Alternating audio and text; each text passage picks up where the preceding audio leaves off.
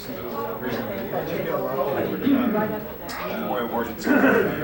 we can't find anybody up there.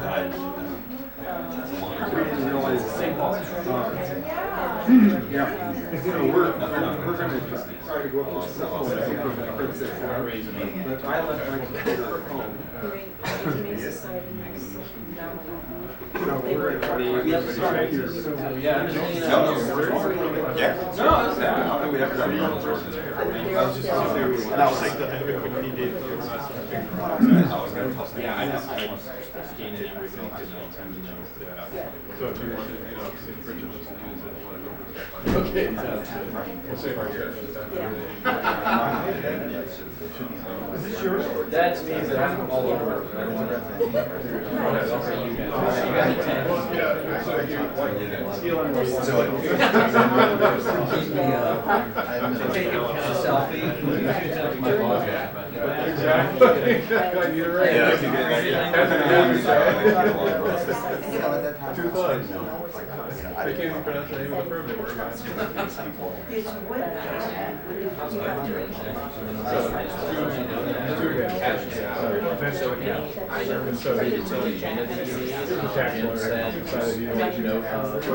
actually a chemical engineer.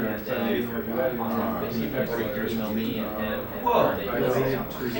future agenda. Or you can just contact him or me or both of us via email.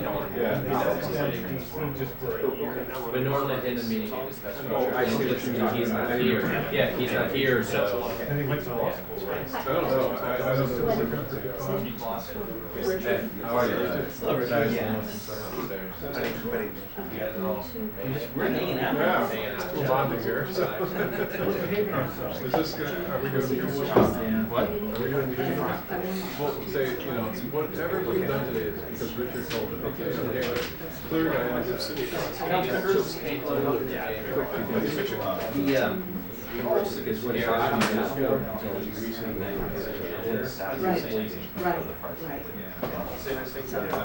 Either way, it's fine. I don't know the specific. If you paper those, yeah, I'm gonna get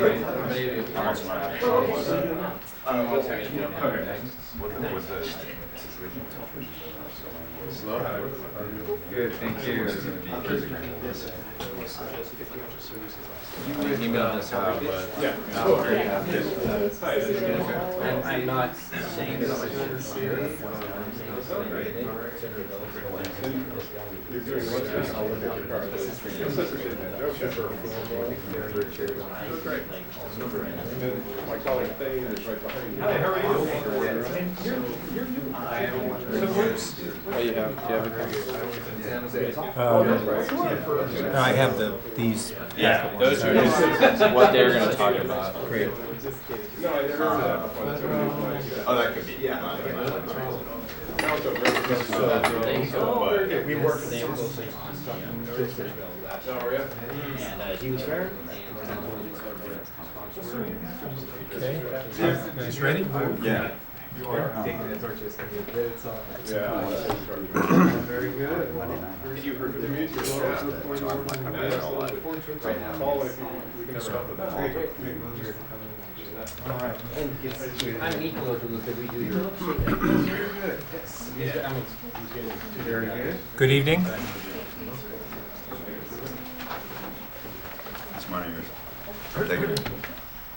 At this time, we'd like to call to order the meeting of the City of Palo Alto Policy and Services Committee for May 12, 2015. And would the clerk please call the roll? Councilmember Du Bois? Here. Chair Bird? Here. Councilmember Wolbach? Here. Councilmember Berman? Here. 4 present. Thank you. Our first item is an opportunity for the public to speak on any items that are not otherwise on the agenda, and I don't have any speaker cards. No, sir. Thank you. So we'll proceed to item number 1, which is an update and review and approval of the draft Fall 2015 Semi-Annual Legislative Strategic Initiatives. And who will lead this from the staff standpoint? Okay. Richard Hackman will be joining us to lead that.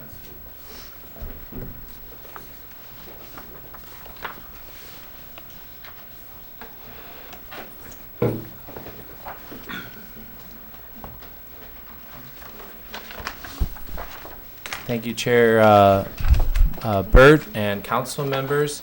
I'm Richard Heckman, Management Analyst with the City of Palo Alto. And before you tonight, we have a draft edition of the fall semi-annual legislative strategic initiatives.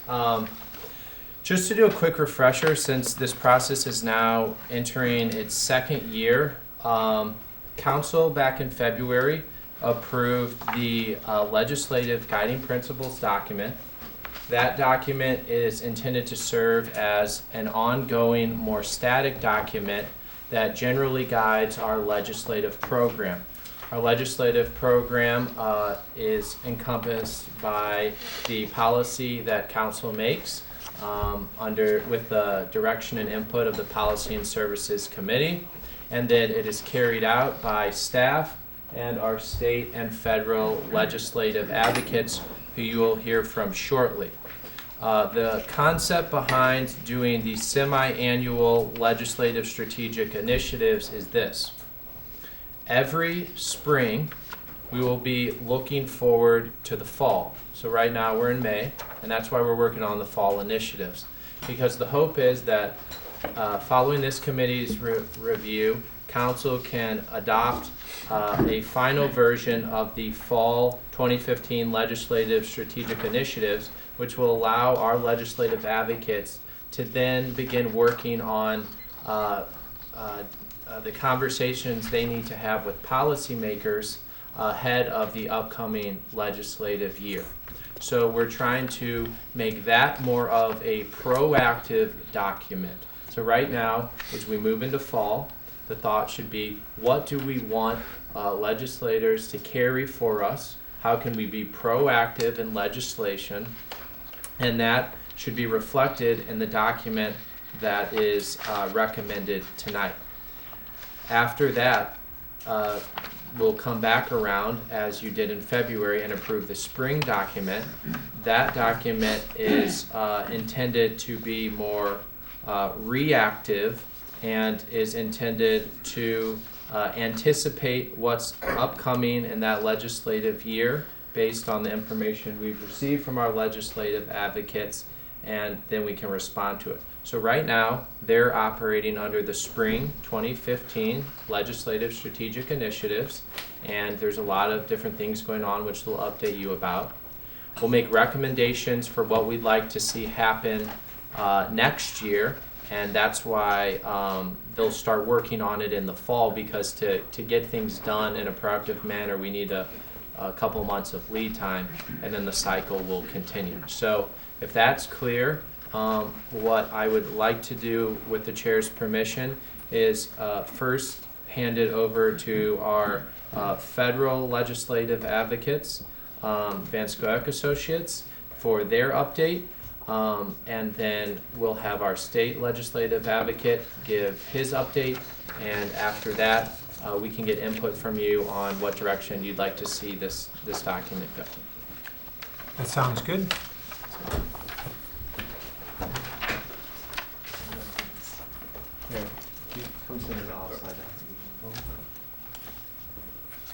Welcome. Thank you. Chair and council members, thank you very much. My name is Steve Palmer, and Thane Young and I are with the firm of Van Scoyoc Associates, and we're very pleased to be able to be here tonight. What, as Richard said, what I'd like to do is kind of give you a quick overview of kind of what's happening in Washington, and we'll move into the particulars of the federal priorities that we advocate for on behalf of the city. And I'll do a very quick overview. I won't get into a lot of detail, but please ask questions. Essentially, 2015 was a new Congress. The Republicans took control of the Senate. The way I would describe the Congress so far after 4+ months is it's functional, but not exceptional. They are passing legislation that they've been trying to deal with for years. They fixed what has been called the doc fix, the Medicare reimbursement rate for doctors. That had been a 15-year battle where they've been trying to fix that on an annual basis. They confirmed an attorney general. They had the first budget since 2009, and when I say budget, it's a budget framework. I'll come back to that because I want to make clear that just sets the targets for revenue and spending for the coming year and 10 years. But the reason I say it's not exceptional is there are still 30 or 40 no votes. I typically will say there are 30 or 40 no votes in the House, and if you said the sun's going to rise in the east and set in the west, those 30 will still vote against that, saying it's not really going to happen that way. And that's pretty much the way things have been working in Washington. Extensions have been the byword, essentially, the way everything's been functioning. So if you can get a big bill of any sort passed in this environment, it seems to be a very large accomplishment.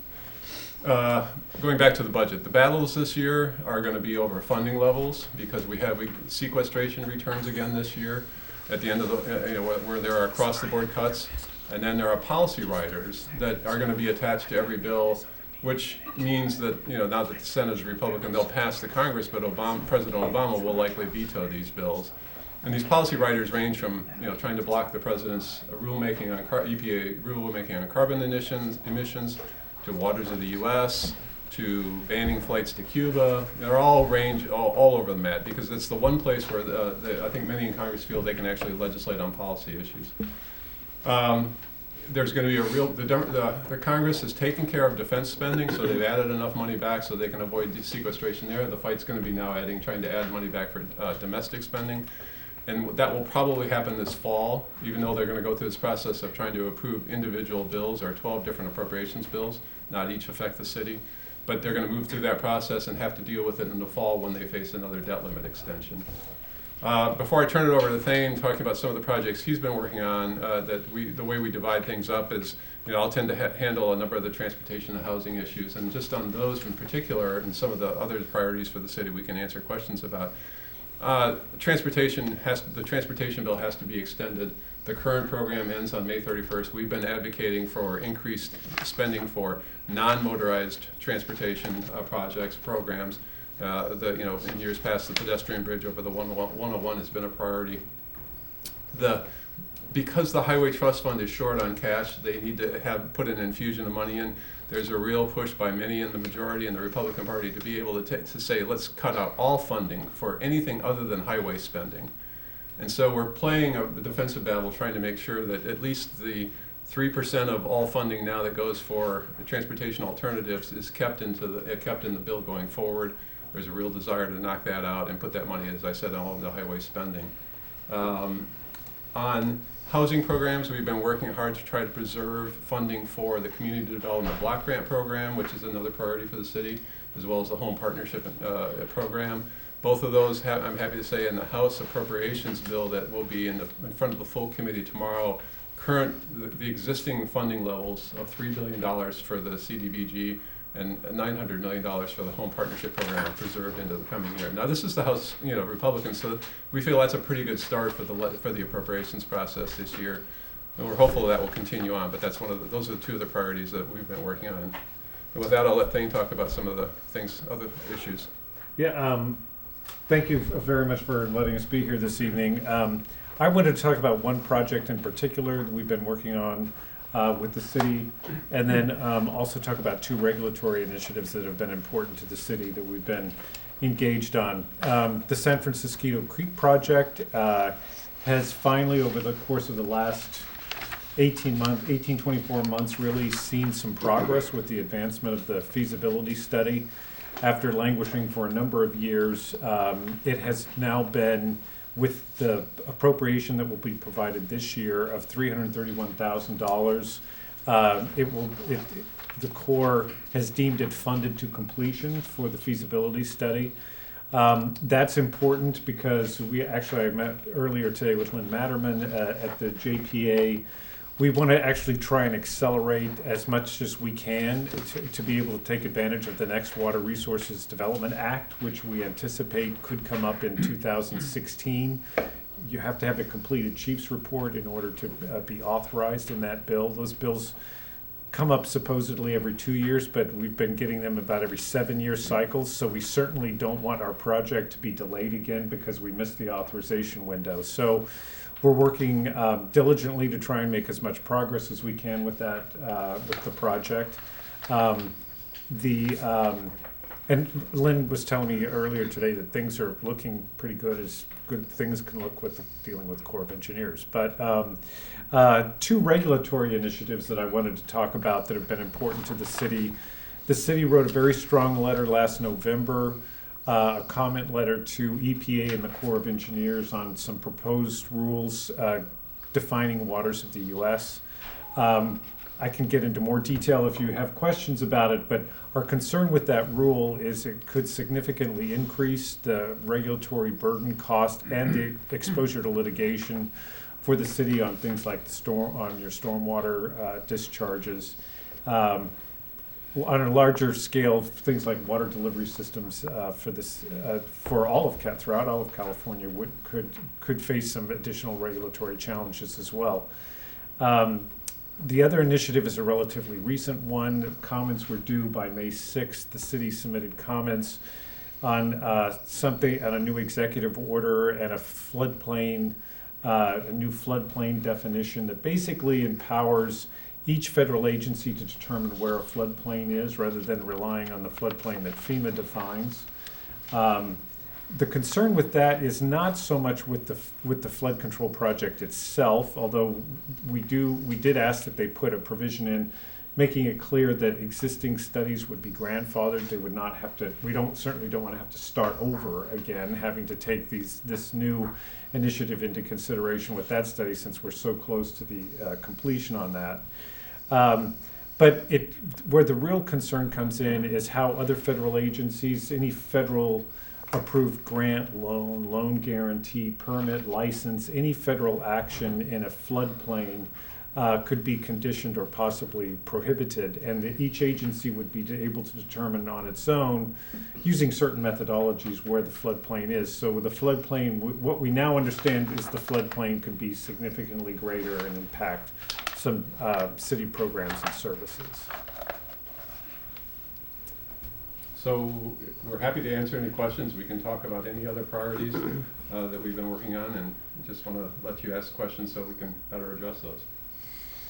Great. Colleagues, you might have questions. Tom? Of course. So is there anything at the federal level about sea level rise? I mean, does that tie into the floodwaters, or is it considered separate? It does. In fact, with this initiative, the last one I mentioned, dealing with identifying the floodplain, the intention is to allow, to make sure that climate change and sea level rise is taken into consideration.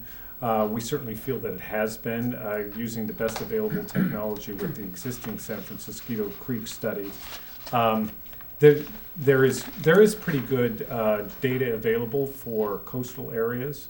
For some of the inland riverine areas, that data is not as readily available. There are other methodologies that can be used, but yeah, that is the intention, is to make sure that gets factored in. But they're not talking about federal grants for planning to address sea level rise or anything like that? No. And if I can just add, I mean, part of the reason is we still have a lot of naysayers in the Congress. The chairman of the Senate Environmental Public Works Committee, Jim Inhofe from Oklahoma, has unabashedly said climate change doesn't exist. So other questions about municipal-owned fiber and telecommunications act stuff. Are you guys monitoring that? Do you see anything coming down the pike that would adversely affect the city trying to roll out a fiber service? we have been monitoring it on previous federal advocacy trips. The council members have come back, the mayor and the council members have come back. We've taken them into the Department of Commerce, to the National Telegraphic and Information Agency, as well as the Federal Communications Commission, talking specifically about grants. And it's been more technical assistance and trying to highlight, the fact that some of the cities are trying to do this, but they really haven't gotten to the point of actually making grant money. They've just talked about more trying to be there as a resource. But you don't see legislation that would make it harder? No, I don't. I'm sorry, I didn't answer your question. You're right. I have not seen anything of late. The whole issue of net neutrality and the congressional opposition to what the FCC has done could spark a push for a Telecommunications Reform Act, as there was in 1996. That typically takes several years, though, for those ideas to germinate, and I don't think it's going to happen in the near term.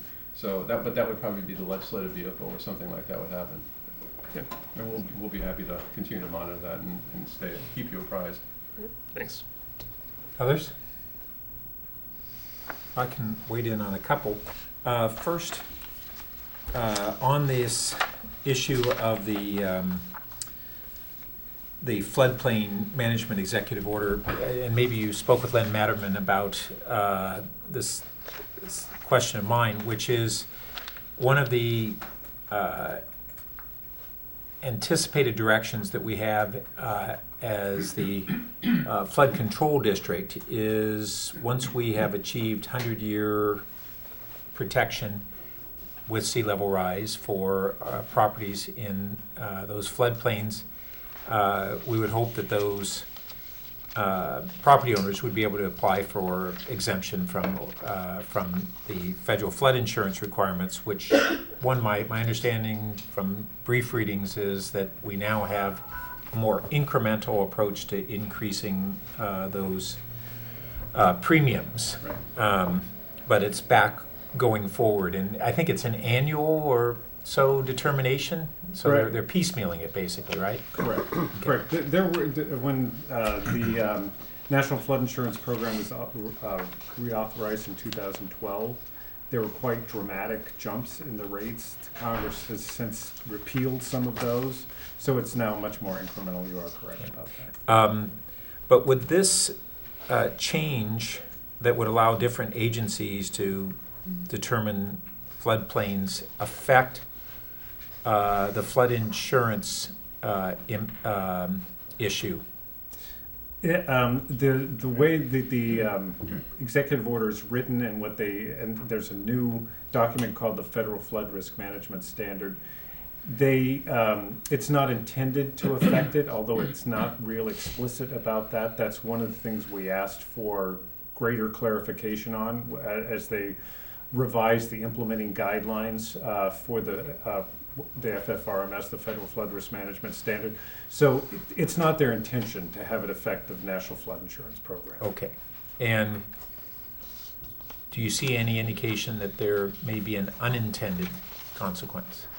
I think that there are, unfortunately, a number of unintended consequences that could arise, which is why the city wanted to submit a letter on this issue. I think, though, as far as the flood insurance rates themselves are concerned, I don't see that as a near-term concern. Thanks. And next, under the transportation, I'm aware that we continue to have the state dispute with the FTA, I think it is, on whether our pension reform caused a violation of labor practices, and we had a court ruling that overturned the federal executive position, but my latest reading on this is that it hasn't resulted in those funds being released by the administration, that the court ruling has not. Are you involved in that? We are, yes. You're absolutely right. I mean, after the Department of Labor has indicated that it plans to appeal, they haven't actually appealed yet. But the concern is that since they filed the intent to appeal, they are now starting to withhold funds. The Monterey Salinas Transit District is the first one that's going to be the test case where they're going to actually start to run into some of these issues. And as you know from having dealt with this issue in the past, before the state passed its legislation, which everyone thought and hoped would solve the problem, what the withholding of these transit funds ultimately means is that transit agencies will either have to reduce service or start to lay off employees. I don't think Santa Clara VTA has reached that point yet where they've indicated that they will have to do that. Their big issue is funding for the BART extension, and that's going to be the big issue for them. Their formula funds, they seem to have enough of a cushion to be able to operate for several months. So I think locally the hope is that some of these other agencies like Santa Clara RTD or Sacramento RTD, and there's another one in San Diego that are out in front that have to deal with these issues before anyone else. That hopefully the state and the Department of Labor will be able to resolve this problem relatively quickly. But to answer your question directly, yeah, we've been very engaged. And do you have any update on the federal solar, I think it's investment tax credit, right? It's an ITC that's expiring, or not expiring, it's being reduced significantly in 2017, I think. Is that right? I think that's right. Although that I'm not familiar with that. Yeah, I'm not either. So Okay, is well, that something we can go back and, that'd be great, because that is, I think, of significant interest, certainly in California, where we're having strong solar adoption, and it affects the economics for projects even within Palo Alto. In fact, Palo Alto in some ways is more dependent on that than others, because we have such low electric rates, more than 20% below PG&E, that the return on investment for solar is lower than adjacent cities, ironically. And so the capital cost we're even more sensitive to that capital cost than elsewhere. And then I saw your list of grant areas that you're pursuing, and one of the things that we may not have added to that list is wanting to begin to pursue opportunities for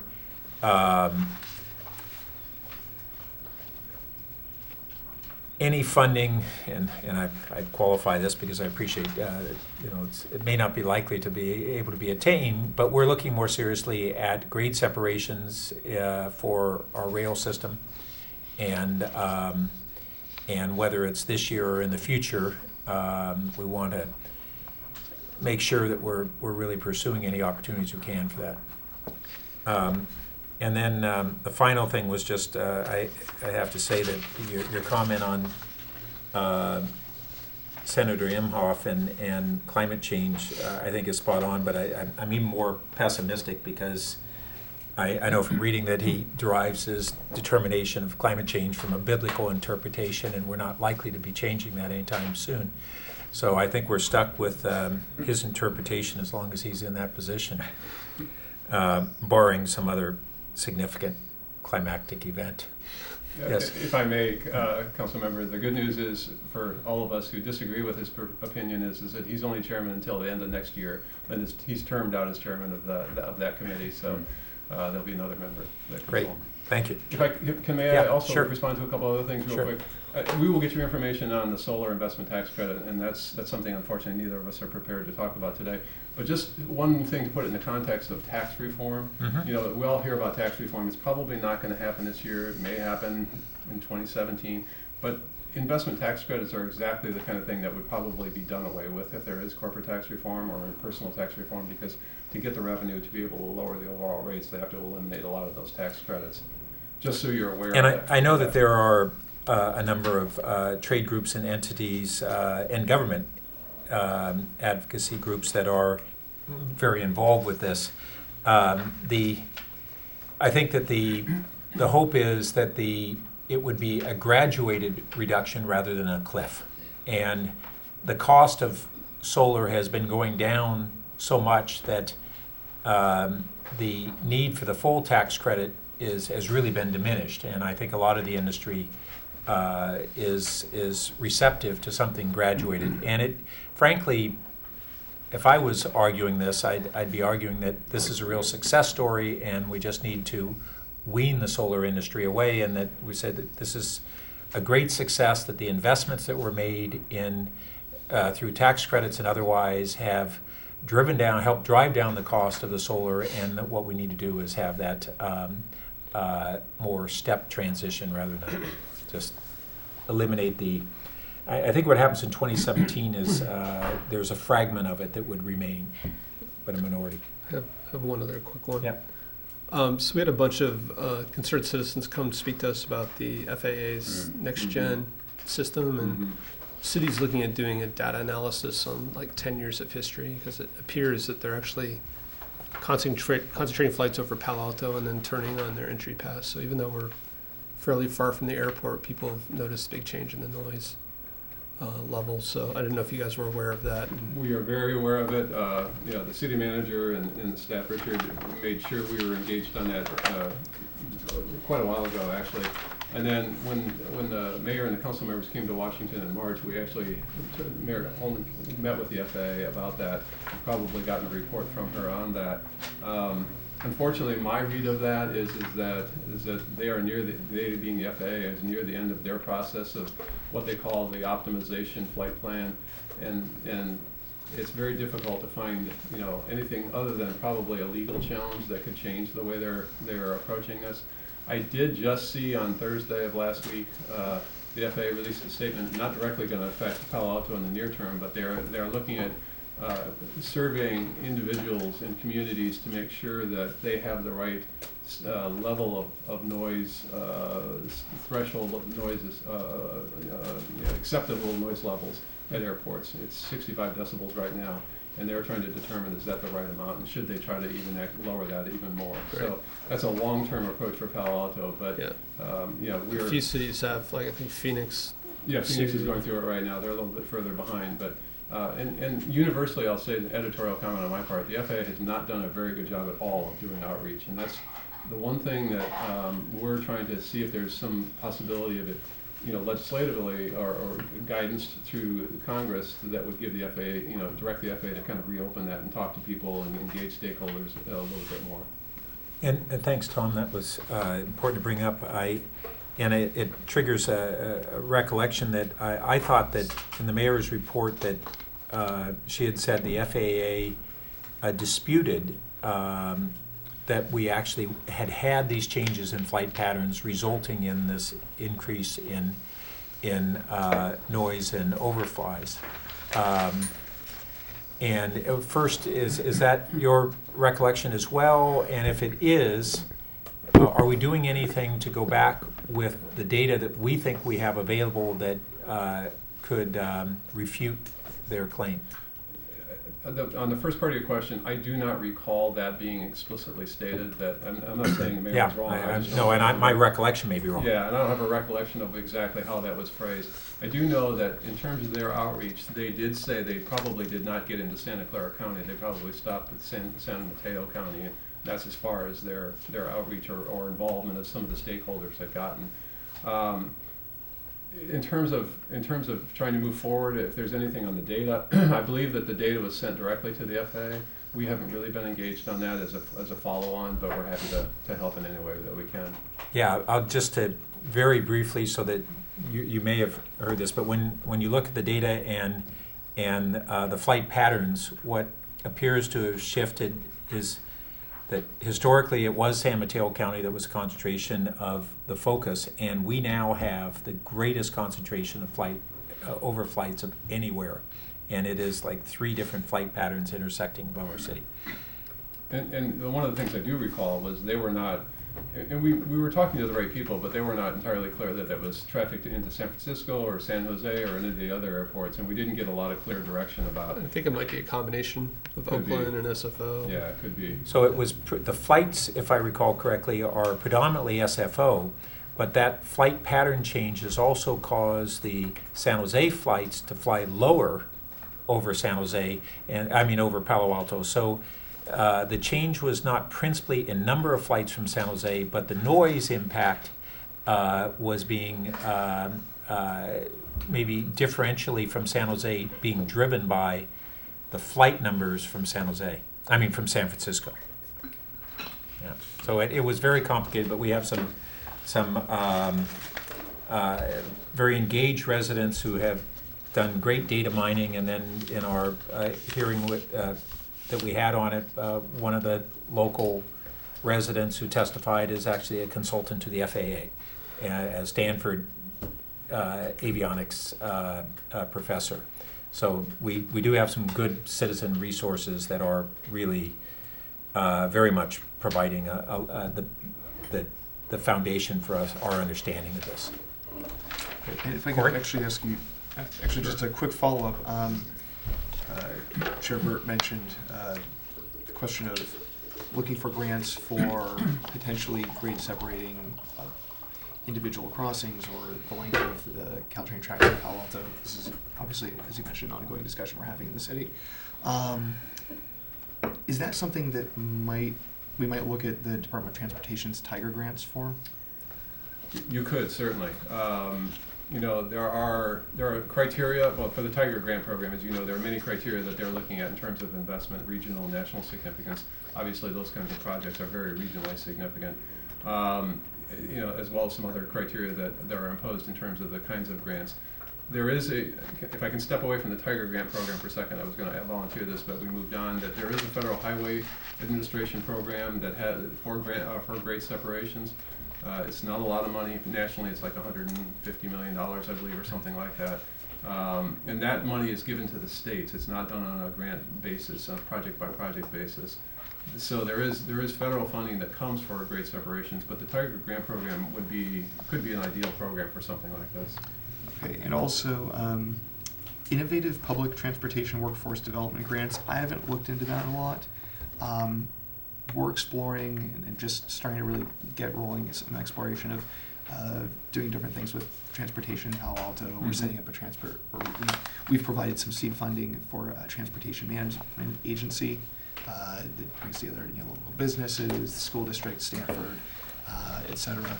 And I'm wondering if that's something that, if there might be an intersection with this one. There could be. This is a very small grant program. I believe that nationally it was like $20 million. I don't have the exact number, but it was in a relatively small range of money. This administration has been trying to be very creative with the federal funds that they get that are not formula funds. They have a very limited discretionary pot of money right now, and they're trying to target it in ways that can be constructive to urban areas, and this is one of the ways they were channeling the funds, trying to issue grants this way. If I could, Councilmember, can I get some additional information? We'll provide staff for you on that. Oh, sure. Yeah, I just wanted to throw it out there so you'll keep your ears and eyes open for the future. Happy to, but I'd like to be able to, for myself, if nothing else, and I'm happy to share it with you then to make sure we've got the right bead on that program for you. Great. That'd be wonderful. Thank you. Anything, Mark? Great. Thank you very much for the update, and thank you in particular for, I know that the ongoing work you've been doing on the creek flood control, and that's been really appreciated. Lynn wanted me to also pass along that he said he was speaking with the Corps of Engineers today and the regulatory folks, and they said that they intend to put out by Friday the public notice on the 404 permit for the golf course. So that would be a significant step forward. I know that's been a source of some frustration. Yes. So. Great, thanks. Thank you very much. Thank you.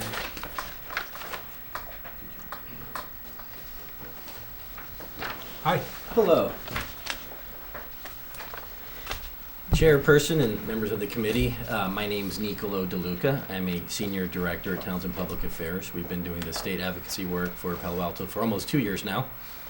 What I was going to do is something similar, an overview on where things stand in the state. I want to first commend city administration staff for working really closely. I feel we've got a great flow of communication. We do weekly check-in calls to discuss issues that the city has, it's on their radar. And then we do weekly updates to the city on bills and things that we're tracking. And it's been great flow of communication with the city, and it's been very enjoyable representing Palo Alto and Sacramento. I will first start with the budget, and then I was going to talk about legislation, and then I was going to talk about probably the biggest issue facing the state right now, which is the drought. With regards to the budget, we're in a good spot compared to the past few years. Revenues are up. On Thursday, Governor Brown will release what's called the May revise. So as you know, he submits his budget in January, and the Assembly and the Senate, they do subcommittee hearings on many of the different topics. They make kind of suggestions to the governor. He does his May revise, which will come out on Thursday, and then that's when the budget negotiations really kick off. One thing that we've heard clearly is since revenues are up, there's a lot of entities that have been cut in years past, so lay off them.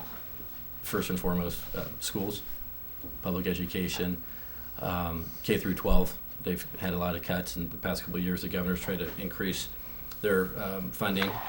There's been a dispute with the UC system, UC Regents, over tuition, and that was really heating up, and then the drought came, and that's kind of been put on the back burner. But the governor still has a lot of concerns with UC Regents on some of the salaries for some of the high-ranking folks there, how they propose to balance their budgets and charging students more. The another issue that the governor has quickly jumped on with regards to the budget and the drought is with some of the funds from the water bond. He was able to put that forward to do a drought relief package. So Thursday, the May revise comes out. both the Senate and Assembly have made overtures on wanting to see more funding for transportation. Senator Bell has proposed an increase to the gas tax and an increase to a road user fee. The Speaker, Tony Atkins, she's also mentioned a user fee, primarily to really get kind of, local roads and streets more funding. And so that's definitely going to be something that's on the negotiation table, so we'll see where that goes. And once the revise comes out on Thursday, we'll provide the city with an update, kind of bullet point format of some of the more important things to local government. Following up with regards to legislation, some of the main topics this year, legislation really kind of, the hearings really start in February. So some of the main topics this year that are being discussed, it's affordable housing, body cameras for law enforcement. That's a big issue, really, really big issue. The dissolution of redevelopment agencies, but that doesn't really impact Palo Alto too much. Medicinal cannabis, and then again, the drought. On legislation, we're tracking a few main pieces, a few main bills for the city very, very closely. As in we go to committee, we testify on the city's behalf, and then provide ongoing updates for about many, many other bills. As I mentioned, Senator Bell's got his transportation bill, it's SB 16. We've been watching that closely. Assembly Bill 48 on the disposable cigarette butts. That's from Assembly Member Stone. That bill's in print and has not yet been scheduled for a hearing. I don't see it getting scheduled anytime soon, so it's going to be what we call a 2-year bill, which just means it needs more time to be addressed. Microbeads, that's another bill that's out, AB 888, on how do you address disposable microbeads and the recycling of that. And then another bill that the city is taking a position on is Assembly Bill 708 with regards to consumer products and labeling them. This is all in the report in a lot more detail. There's a big deadline in 2 weeks about bills needing to get out of their fiscal committee, and then we'll really see what's out there. Moving next to the drought, last week, the Water Board did their hearing. So as you know, basically on April 1st, the governor issued an executive order. It's the first time in history, California history, a governor's on an executive order. And he said, you got to cut water 25%.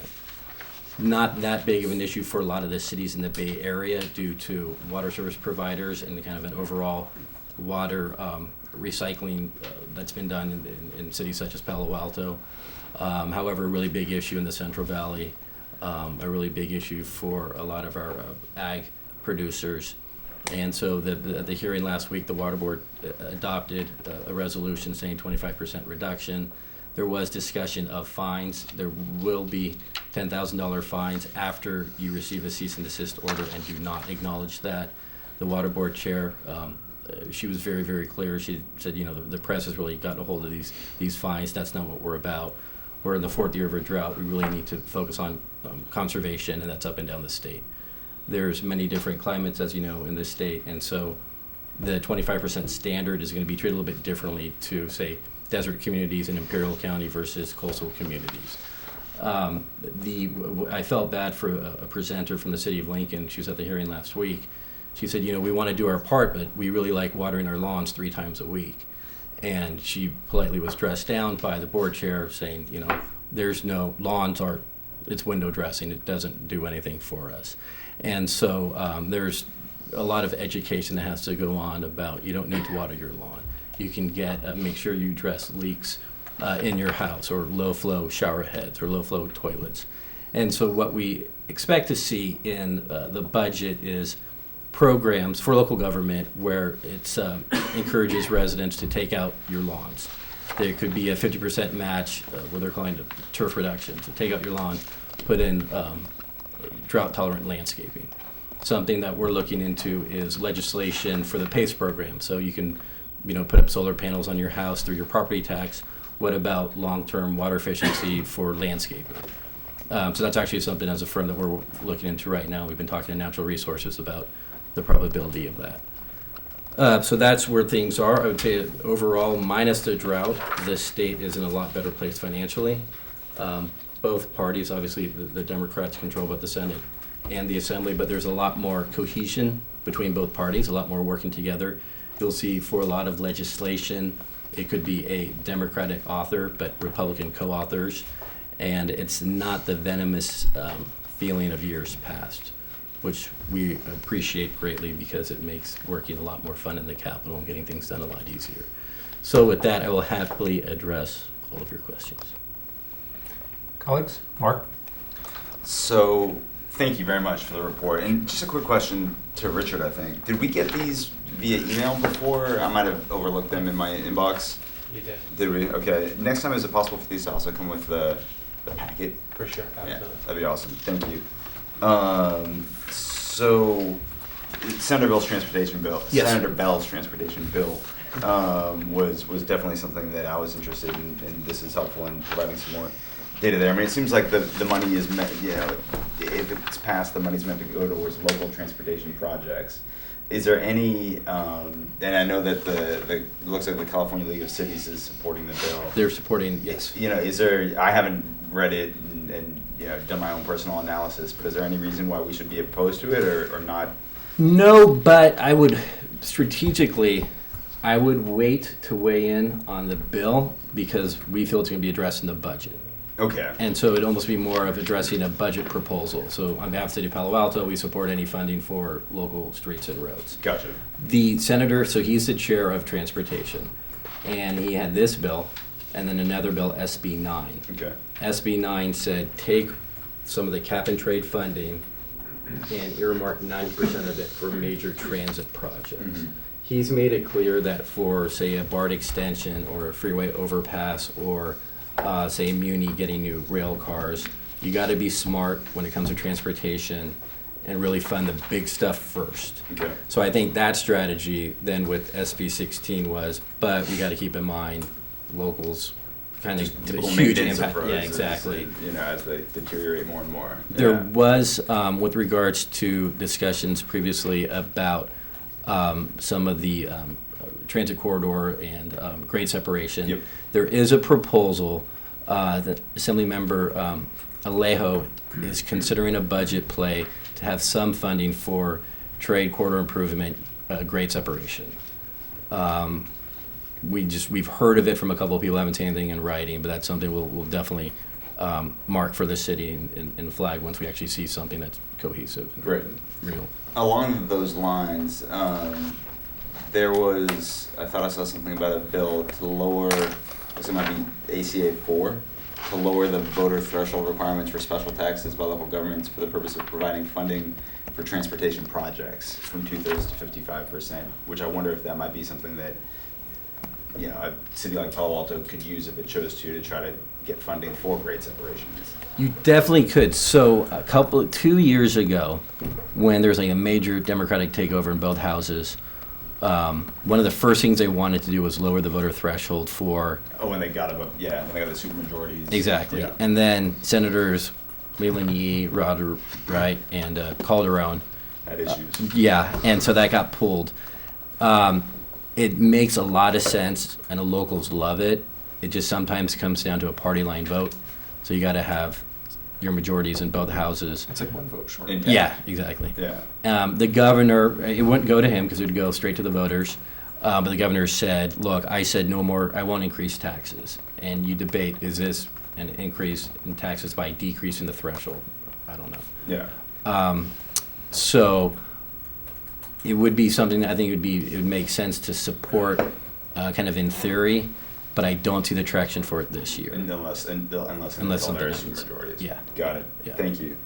Actually, one more thing. Something that was interesting, though, about voter threshold was a lot of some museums and others were against it because they felt that then cities might be able to lower some of their what they would charge at the gate, which was interesting because when we first heard about supermajority, we figured a lot of cultural institutions would be excited because you can do like a bond or what have you.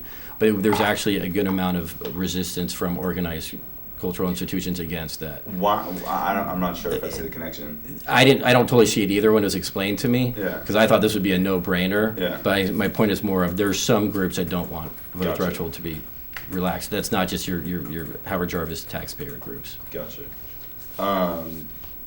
I think those were the main kind of questions I had for now. Unless it might pop into mind. And if I could just ask a quick follow-up, just to make sure I'm clear. So your recommendation with SB 16, Bell's Transportation Bill, your recommendation was support the idea because if it finds success in the budget, then he's got an open legislative vehicle he can use for something else. And if it's a gut and amended, we're already on record liking it and turns into something quite different, then we're in a tricky spot, right? Exactly. Okay, Spoken so, like a veteran, absolutely, yes. Yeah.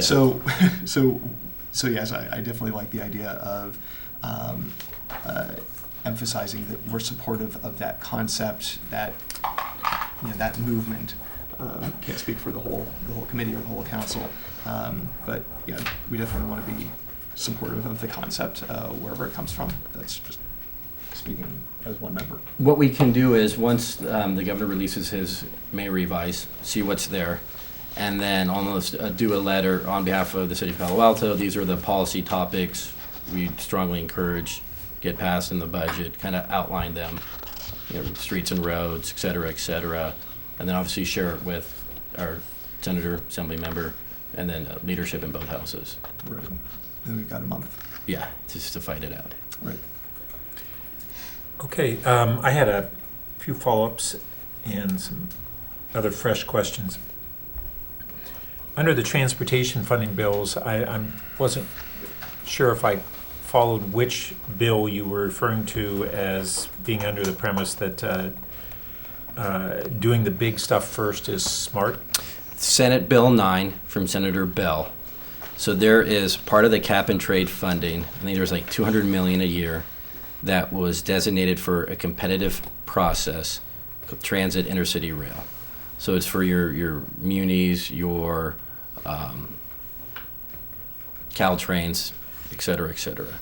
So that's an annual application process.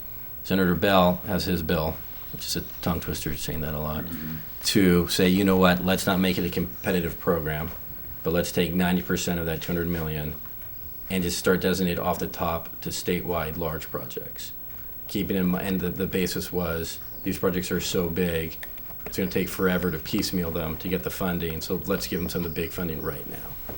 So the statement that jarred me was this premise that the big projects are necessarily the smart projects. And I wouldn't abide by that.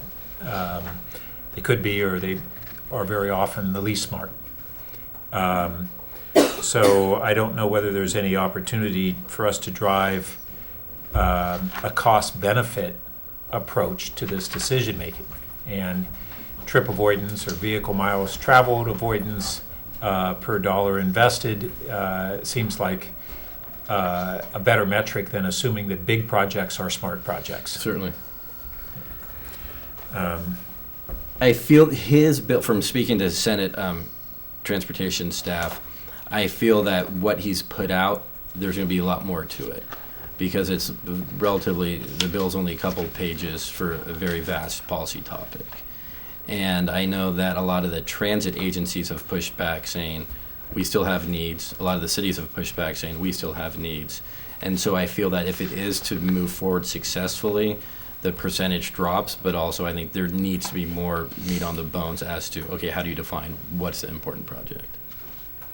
And then on the voter threshold for local transportation initiatives, I appreciate the reality of the party line breakdown there, but I've always been a bit mystified on why there wasn't a stronger push, including by some of the local jurisdictions that may be Republican dominated, for this being a local control issue and greater resonance there. Has that been just a futile political argument? Local control stuck. It made sense. There was, what was it? Local control was an argument. Getting people back to work was an argument. Taking advantage of better bond ratings was an argument. Just a lot of it came down to timing. I think that an older political consultant said that getting the 2/3 in both houses was like Haley's Comet. No one really expected it. And once it happened, it was like, uh-oh, this happened, now what are we going to do with it? And so leadership quickly got together and kind of laid out what their top priorities were. And then unfortunately, like Haley's comment, you get 3 senators get in trouble, which, you know, came out of the blue, and kind of derailed it. Okay. I hadn't known that there was state legislation prospectively in the works for turf reductions and maybe other drought initiatives. You may or may not know that our Santa Clara Valley Water District has an incentive for turf reduction, and we as a city match that dollar for dollar. So we already have strong ones, and if there was an additional state one, this would be an extremely strong incentive. So what do you know about the status of that? They want to include that in the budget. So it's coming out of natural resources. They want to include that in the budget. My only, include it in the budget. The dollar amounts they weren't really comfortable talking about quite yet. I think cities or counties that have a match would go to the front of the line, and it would almost be whoever's ready, go after it right away. Oh, so those with the match would go to the front of the line. That's great. That incentivizes the local match and would put us in a good position. Good. Has there been any discussion about other credits for things like appliance replacement? Yes. There's actually a bill out right now. I think it's AB, I want to say 88. Assemblymember Gomez.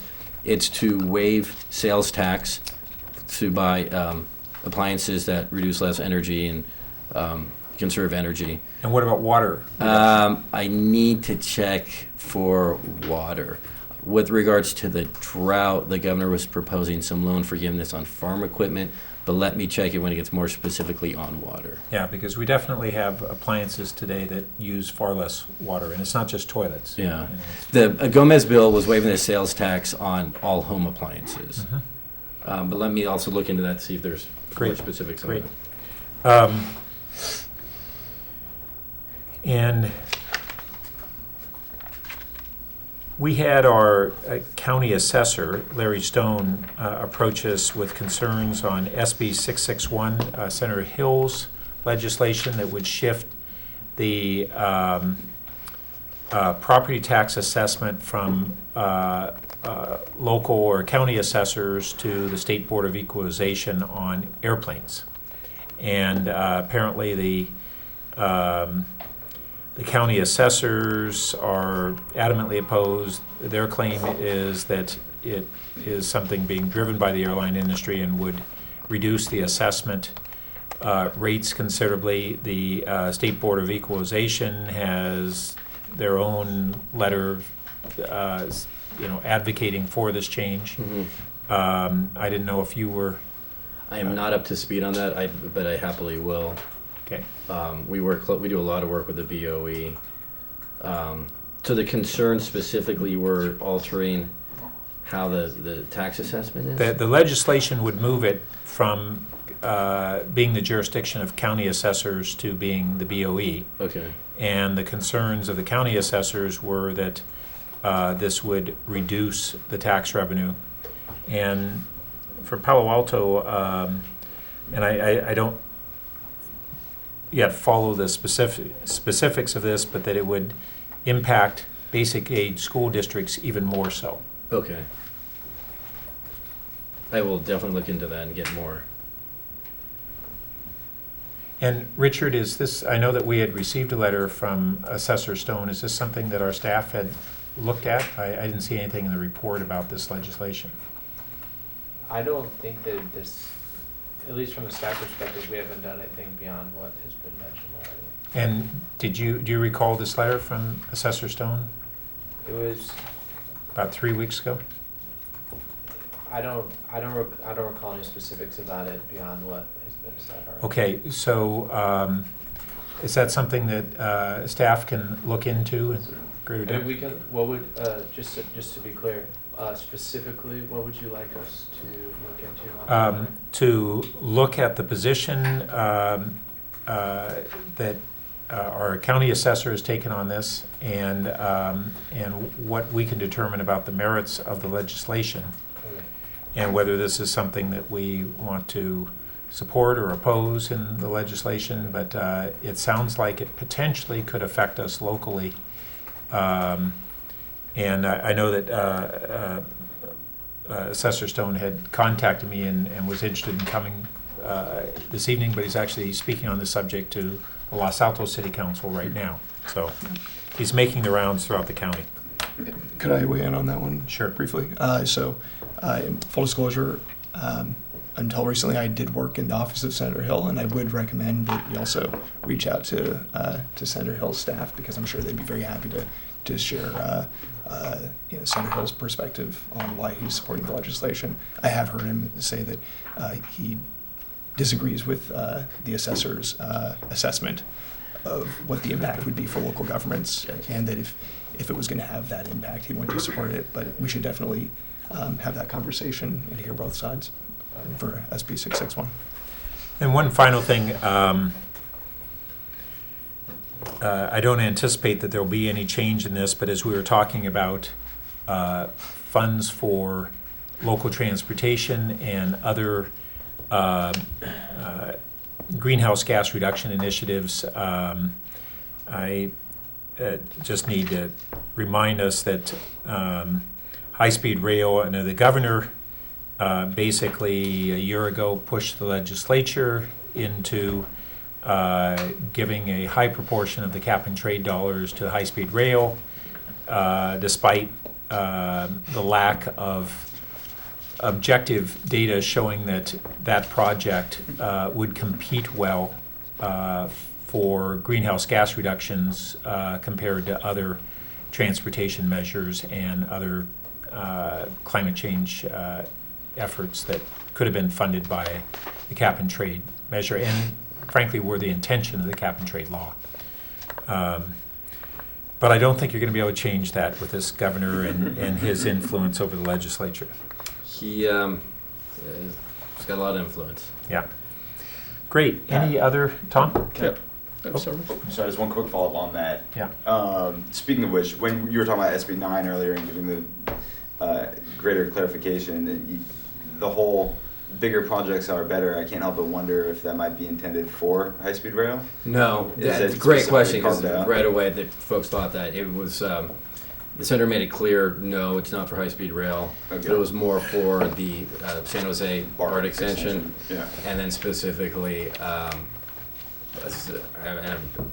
blanking right now. Muni's got a big project where they want to get like a tremendous amount of more cars. Okay, but specifically no HSR, at least for that. Correct. And because the thought process was, due to the cap and trade guidelines, they've already have their ongoing carve-outs. Yeah, so it's like, let's not give them more. Two other things briefly, you mentioned about solar credits. Senator Leno last year, the waning hours of the budget, extended the solar credit, state credit. And then also in the update was about plastic bag ban. It's statewide, it's on hold based on the signatures to stop it. However, any city that has it, their bans stand, and other cities, if they want to get a ban, they certainly can. So. Great. Tom? Has there been any movement on Prop 13 reform for commercial properties? So there was a lot of movement last year, and there was a legitimate bill moving through the assembly that got stopped. Now, I read just the other day, there is a group of a coalition of labor and others to do a signature gathering to try to change Prop 13, but the commercial property side of Prop 13, not the residential houses.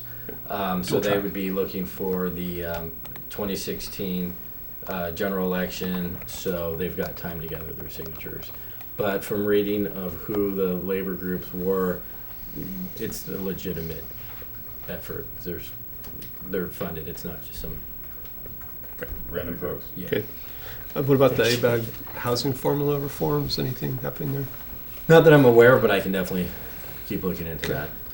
And one thing, I don't know if it goes to the state level, but I think San Mateo County handles their ABAG allocations differently than Santa Clara. We would actually, as a county, we could choose to do that, and our county That's has a county not chosen supervisor to do so. issue. Yeah. Okay. And then you mentioned medical marijuana. Is there anything coming that would impact Palo Alto? To impact Palo Alto, no. There's pretty much two main bills, and they all seek to have statewide regulations. And the two bills are very clear about local control. If a city wants to ban it, ban it. If a city wants to embrace it, embrace it. It's the same policy that's been worked on the last 3 or 4 years, where it comes down to two main proposals. One is industry-backed, the other is law enforcement-backed. And neither of them have enough traction to move through both houses successfully. And it's to get into everything from obviously your dispensaries, to transportation, to cultivation, to baked goods, to how do you tax it, and what have you. I somehow fell into this policy topic and know way more about it than I care to share, which I kind of laugh because my high school teachers always told us, if you smoke pot, you'd be worthless and no good. And you hear all these stories about these zillionaires. I think that the main issue is, where's the governor? And besides some joke he made about stoners, he's not showing his hand on this whatsoever, because he doesn't really need to at this time. There's a lot of different propositions for 2016 on recreational use. There's about 3 or 4 different groups trying to get signatures. There's one that's backed by the Drug Policy Alliance, which has a good chance of getting enough signatures. And I've talked to one of the authors. They've made it clear that whatever they put to the voters, they want to make sure the cities are covered. There's been some discussion. The league is good at kind of stoking this fire of 1970s liquor stores ended up everywhere. We want to keep that from happening. I think the good authors of any ballot measure want to make sure that there's a lot of checks and balances. And I think that the state is now realizing some of the tax benefits, such as what's happening in Colorado and Washington. Long story short, there's 2 main medicinal cannabis bills. Will they get through both houses successfully? I'm not seeing it this year. Thanks. Great. And just to follow up on the transportation bills, and we're talking about specifically a couple of proposals from Senator Bell, potential proposal from Assemblymember Alejo. Obviously, Palo Alto is not in either of their districts, so just on the strategy question, this will be important for us on council, talking to our colleagues, our counterparts in other cities in Santa Clara County who are in their districts, as well as staff and yourself, just to make sure that we've got a good working relationship and good connections from multiple angles, so that as those measures are being crafted, as the details are being worked out, that if we have ideas that they'd be amenable to, absolutely, that we're in a position to share that in an effective way. Absolutely, absolutely. Not to mention, of course, working with Jerry and Rich's offices. Sure, certainly. I think that the city's in a good spot. Like you're saying, a great senator, a great assembly member. And a lot of what we do is we primarily represent cities. So when we come into legislators' offices, they know that we've got legitimate ideas. We're not saying, hey, here on behalf of Chevron or Philip Morris or what have you. And so what we like to do is work it really kind of threefold, through the legislature, through the governor's administration, and then through Caltrans. And so I will keep a keen eye for what the proposals are coming, and obviously work with Richard, the city manager, and you all on kind of the best ways to take a swipe at this. So great. That leads me to kind of a final political question, but it's not party line political, and that is my understanding is that in the battles over the redevelopment agency funds and some other battles, that the California League of Cities lost some of its influence in the legislature and with the governor. Are you seeing that that's still the case, and are you seeing as a result are cities needing to go through their own vehicles to try and have their voices heard more, or what's kind of the climate of that? That's a very fair question. Going back to the redevelopment dissolution, there was an agreement in place where leadership was going to sign off on it, the governor was going to sign off on it, and it did not completely wipe out redevelopment. Out of respect to the league, their legal advice was to sue. They did. They lost completely. So from staff that we work with, there was a bit of, hey, you had something good, you fought it, now you got what you got. I think that the league does a very good job of some of the more broad policy topics. I think though when you want to get into something specifically, say something specific to Palo Alto, that's when we go out on our own. When we do legislation and we work with the city on strategy, there's some times where we bring in the league, there's other times where we don't. I think the league can be effective with some of the more smaller, more rural city members, because they really have a big influence there. But I do think based on the redevelopment, there was kind of put a dent in their armor.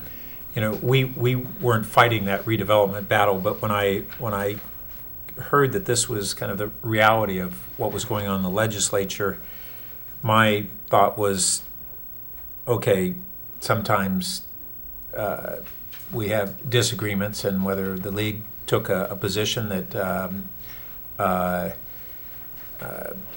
either didn't work or was a wrong strategy for other reasons. I was pretty shocked that our legislators throughout the legislature were kind of bearing this grudge, and my attitude was get over it. They represent their local constituencies, and I was pretty offended by it. By the feelings of the legislature? Yeah. But I don't have a good answer and I haven't been engaged specifically on how to convey that message to the legislature that we expect them to move beyond those things and look out for the interests of their local constituencies. I think from that redevelopment kind of whole process, a greater light in a positive way was shined upon local government. And I feel that a lot of, now there's hindsight on the dissolution, and there's been such headaches on winding it down. And I mean, the budget's still working on it now. And I think, though, that legislators have been more sensitive to city-specific needs. Also, we've got 37 new legislators this class. 2 classes before, I think we had like 51, and a lot of them came from local government. So the issue is moved past just local control to like the more specifics. And I think the benefits of a Palo Alto is your neighboring cities are very similar. So it's great to like work 4 cities together, 5 cities together. What we like to do if we're pushing something really hard, it's like, let's get support in the Bay Area, LA, and then see what we can do up north to really show it's a statewide issue. But I think the wounds are slowly healing on redevelopment, and hopefully they can heal a little bit faster. Great. Well, thank you for your report. And thank you very much. We appreciate it. We have our follow-up, so thank you. Great.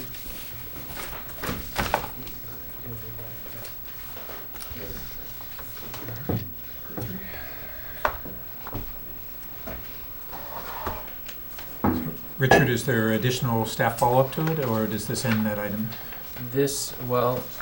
So there is additional action Before, correct.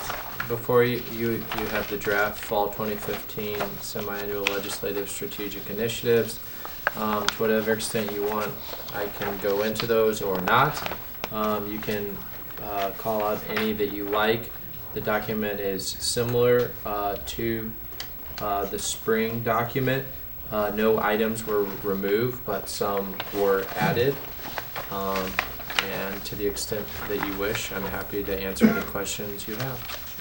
Great.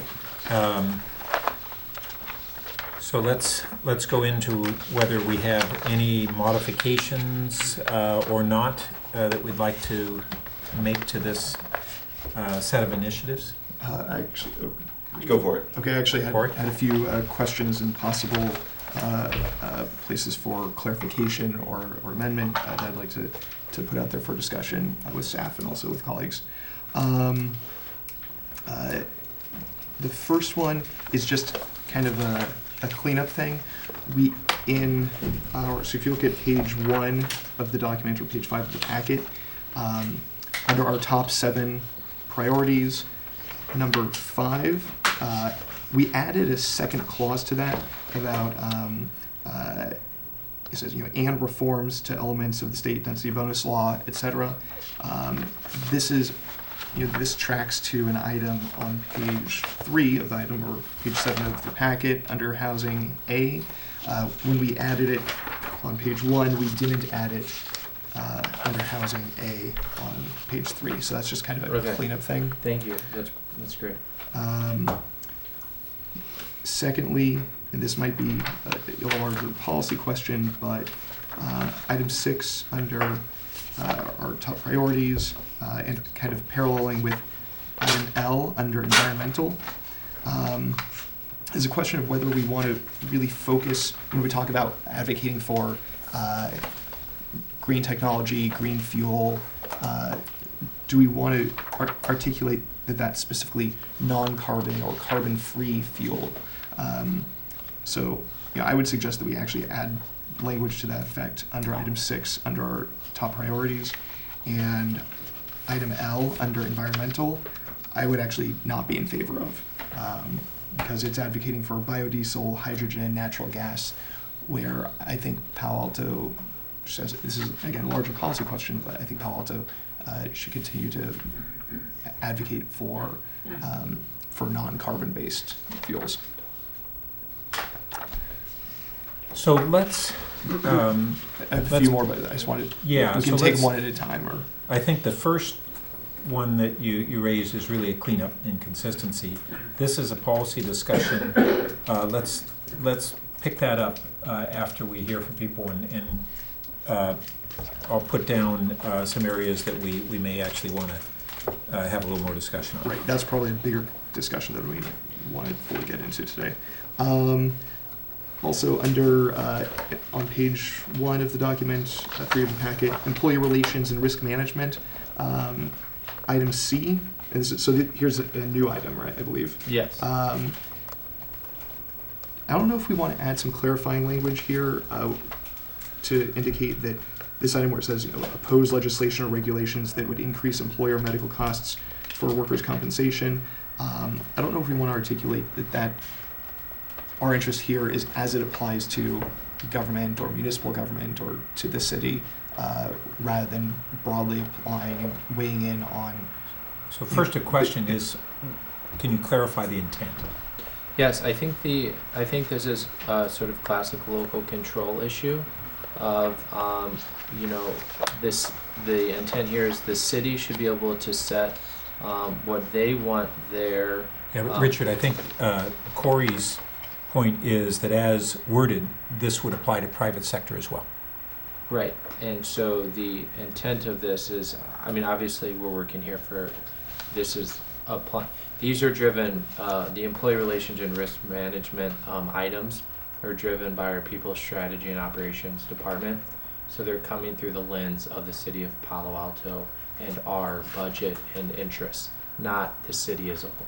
Right, and so a number of these items specifically articulate, when it, like for instance, item B right above it says for public employees, just articulating that we're not trying to weigh in on the economy as a whole, we're weighing in on our own interests. So just a couple of words maybe to clean it up and clarify that, as it applies to the city or something like that. Absolutely. Just might provide that clarity so that the language reflects the intent. On the following page in that same section, item H, I'm actually concerned about this one. This says, oppose legislation imposing state-mandated training programs when there's no guarantee of local reimbursement or offsetting benefits, which sounds great because we don't want, unfunded mandates coming down to us. Former Palo Alto Mayor Vic Ojakian had a piece of legislation that he was supporting that was unsuccessful. I think it was in the end vetoed by the governor, but it was calling for additional training for certain professionals for suicide prevention.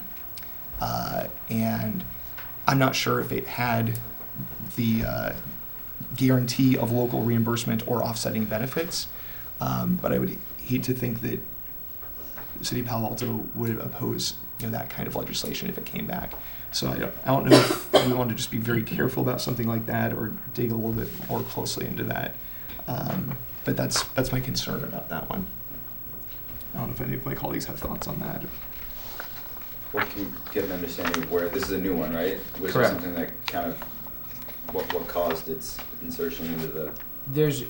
I think it's just, it's us trying to get clear on all of, so one area of our legislative program that we've, based on this is a new category, employee relations and risk management. It's an area that can have that the state can do things that can result in significant financial impacts. Unfunded mandates, essentially. Unfunded mandates to the city. Yeah. And so the goal of adding these was not to necessarily oppose a policy issue that is raised in one of these items, but to allow the city the flexibility to dictate on our own what we do. Your point is well taken that, a lot of these should, be taken with a grain of salt or come with a caveat. And I think that we can clean up the language, as such, that, a simple thing like when appropriate, oppose legislation. Or even have that be in the as an overall statement. Exactly. Having that kind of qualification flexibility, I think, is what we're really.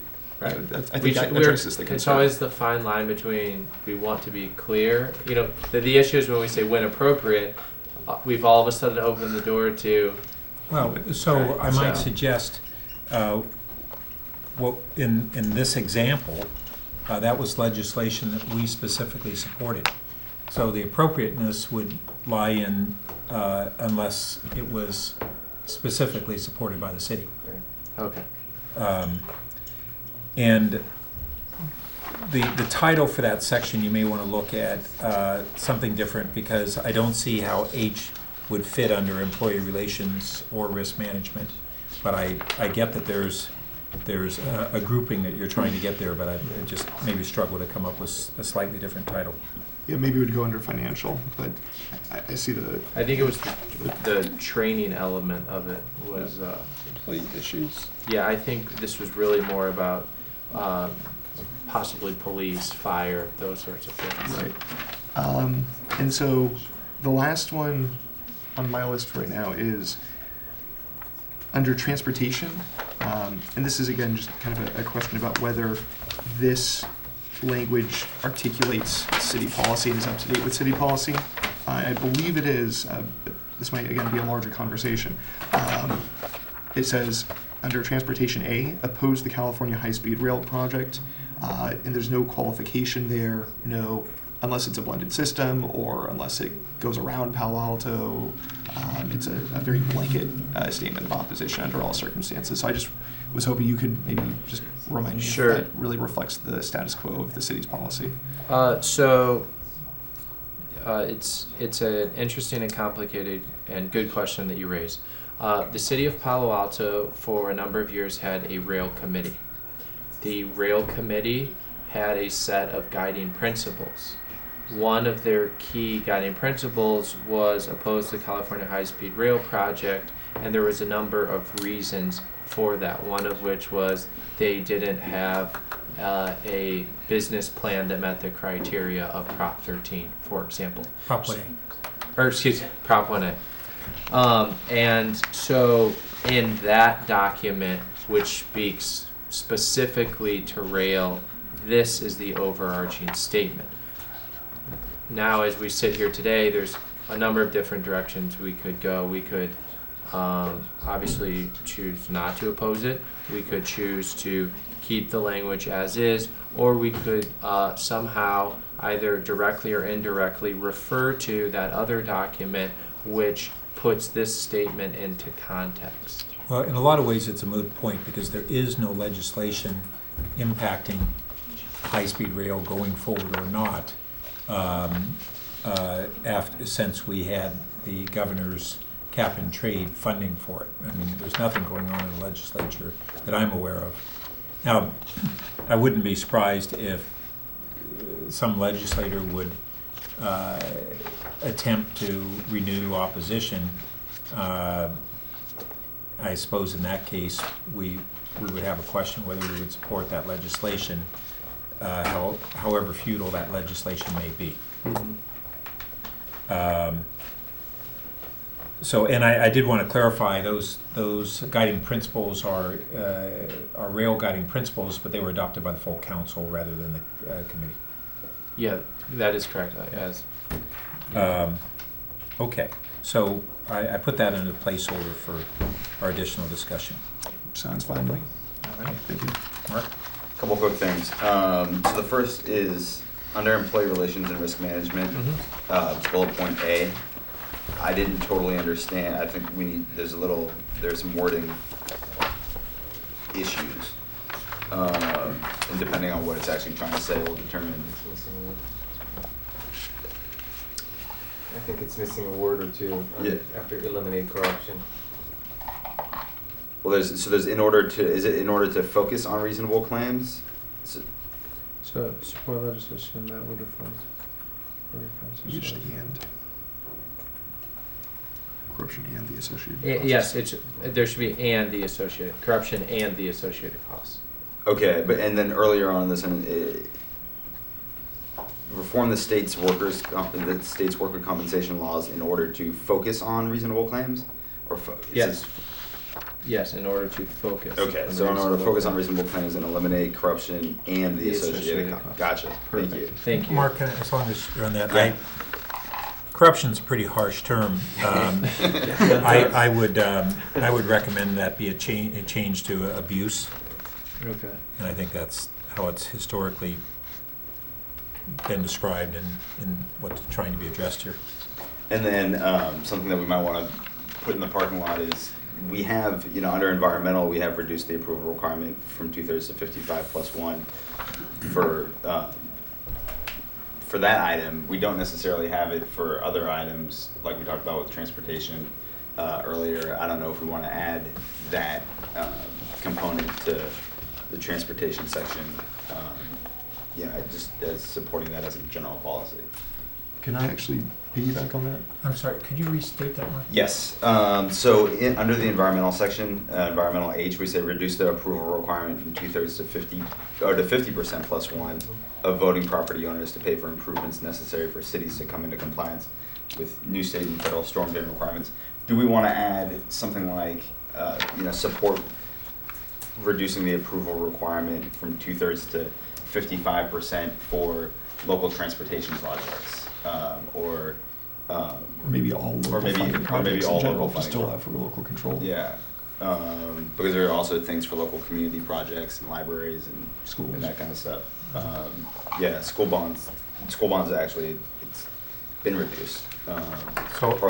I would support that, although I would, as I read our wording, we say that we're supporting reducing from 2/3 to 50+1. Correct. So if, under this guideline, if it was legislation that reduced it from 2/3 to 60 or 55%, we wouldn't have authorized that. And so I think we should simply reduce, have, whether it's applying to this one or the transportation, from reduce the approval requirement below 2/3. Sure. And 55 is what I've seen a lot of. Right. But below right, and the 50+1, maybe there was some legislation that proposed that. It was probably dead on arrival if it did. Yeah. So, good. Tom, did you have something? Still on this, because Mark still had. Well, so I thought I heard Mark say not just transportation, but something more broad. Or you just yeah. I mean, I think that can be something we can discuss. It would be easier if we just had it be a kind of overarching principle that we support lowering the threshold necessary for local projects. So that could include. I know there was another bill. I mean, there were numerous. I think 6 different bills last year for different projects, whether it's schools or libraries or transportation or I don't know what to call it exactly. Are we in agreement? Libraries, transportation, schools. I think the broad category of yes. infrastructure would apply. So I think that the easiest thing might be to pull that out of the environmental category and just say for local funding measures. So, and that could even fall under local control. Yeah, actually, that's where I would agree. Yeah, that would be a good place to move it and make it broad. So we're in consensus that. But that just drop the storm drain have it read as reduce the approval requirement below 2/3 of voting property owners to pay for any local improvements, more or less, for. It's not even the property owners necessarily, because that was specific to that item, so it's just reduce the voter threshold from 2/3 to below 2/3. I'll clean it up before council. Yeah, I'd suggest for local revenue measures. Sure. Okay. Well, revenue extends beyond, these are all about capital projects, correct? Yes. Not necessarily. If we also want to loop in and show solidarity with the school district for things like bonds and which already are at 55%, or for parcel taxes. Well, okay, so the bonds are also construction, so that's capital as well. And so then it would only be a parcel tax that would be outside of that. But I do think that we'd need a broader discussion if we're advocating that it would be for any revenue.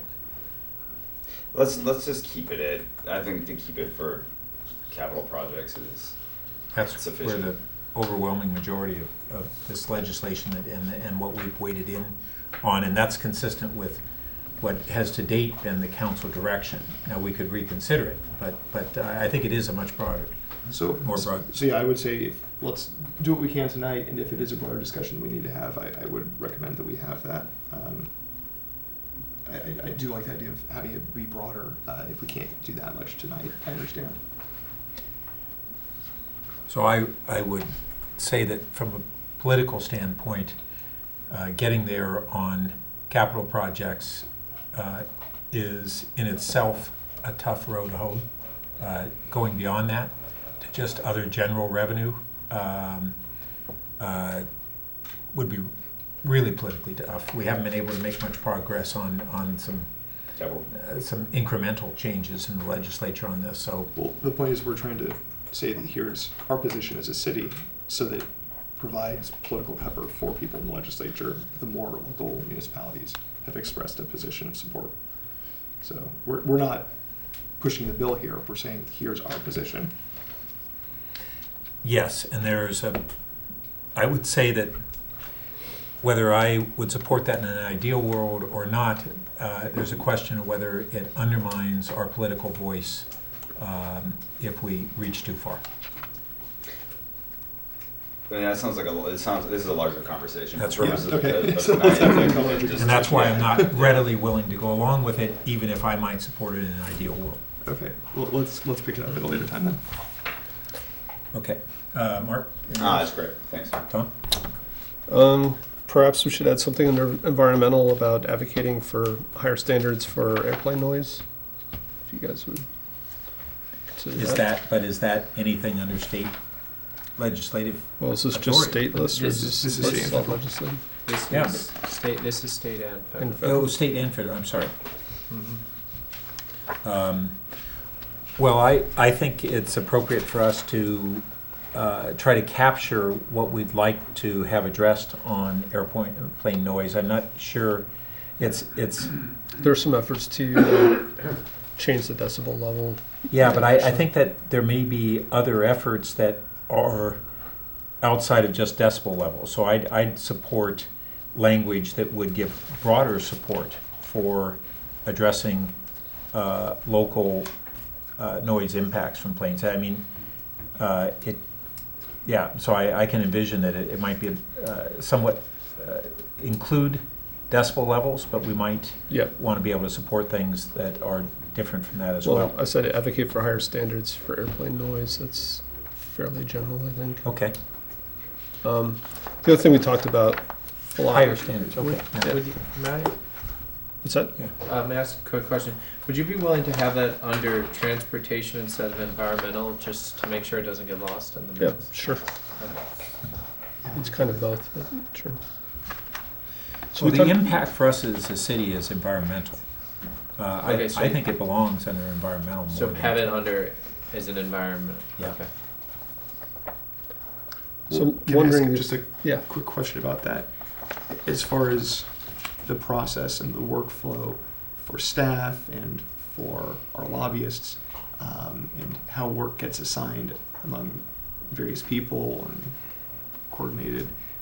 Does having it under transportation or under environment make any difference? It really makes no difference. It's just that there's a number of items under environmental and less under transportation. And I just want to make sure that the transportation folks are thinking transportation, and they tend to deal more with planes, trains, and automobiles, and that was more where I'm coming from. But the impact is clearly environmental.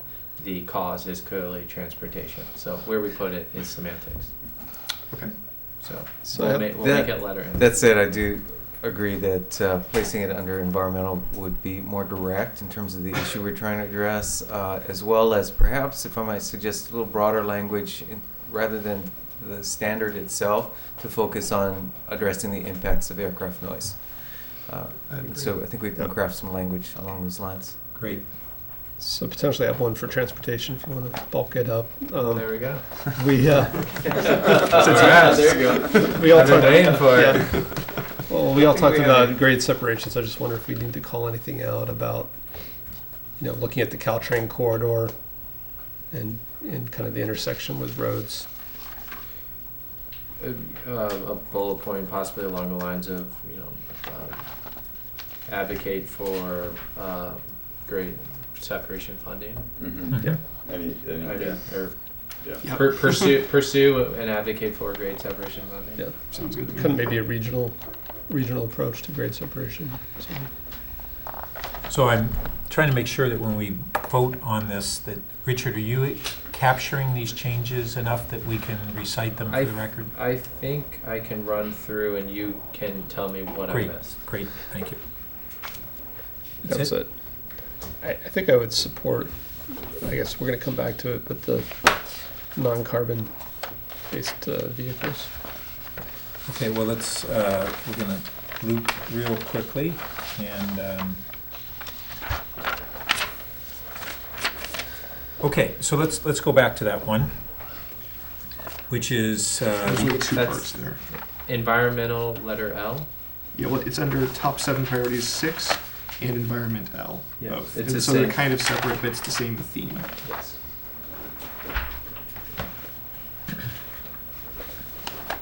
well, It's the letter- issue is in L, that this is the one that Corey raised, and whether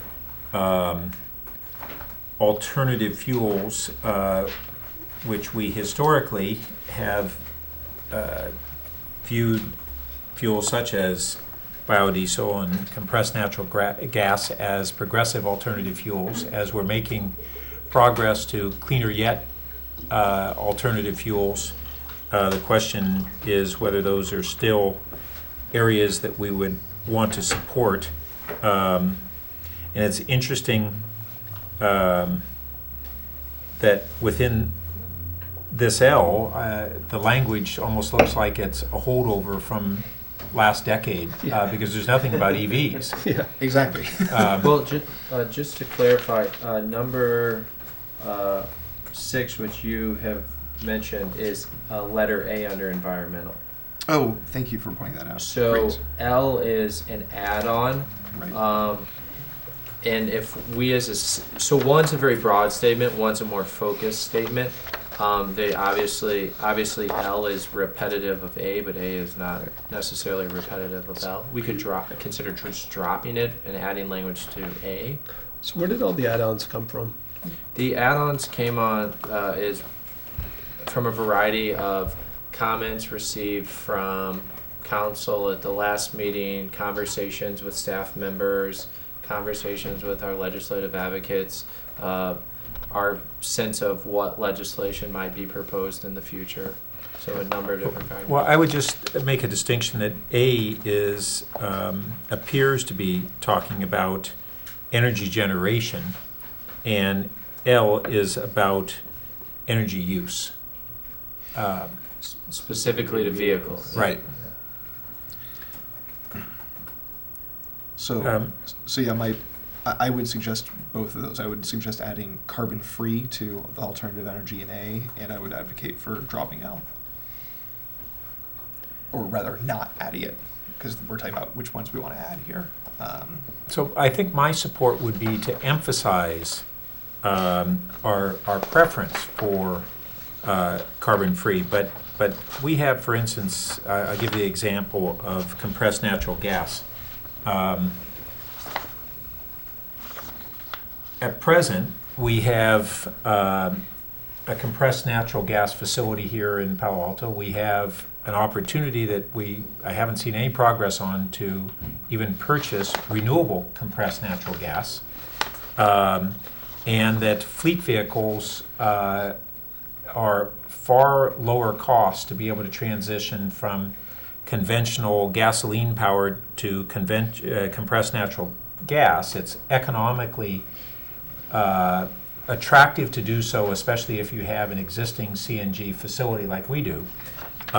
Whereas switching those vehicles at this point in time to EVs is probably not ripe, although within a few years it probably will be.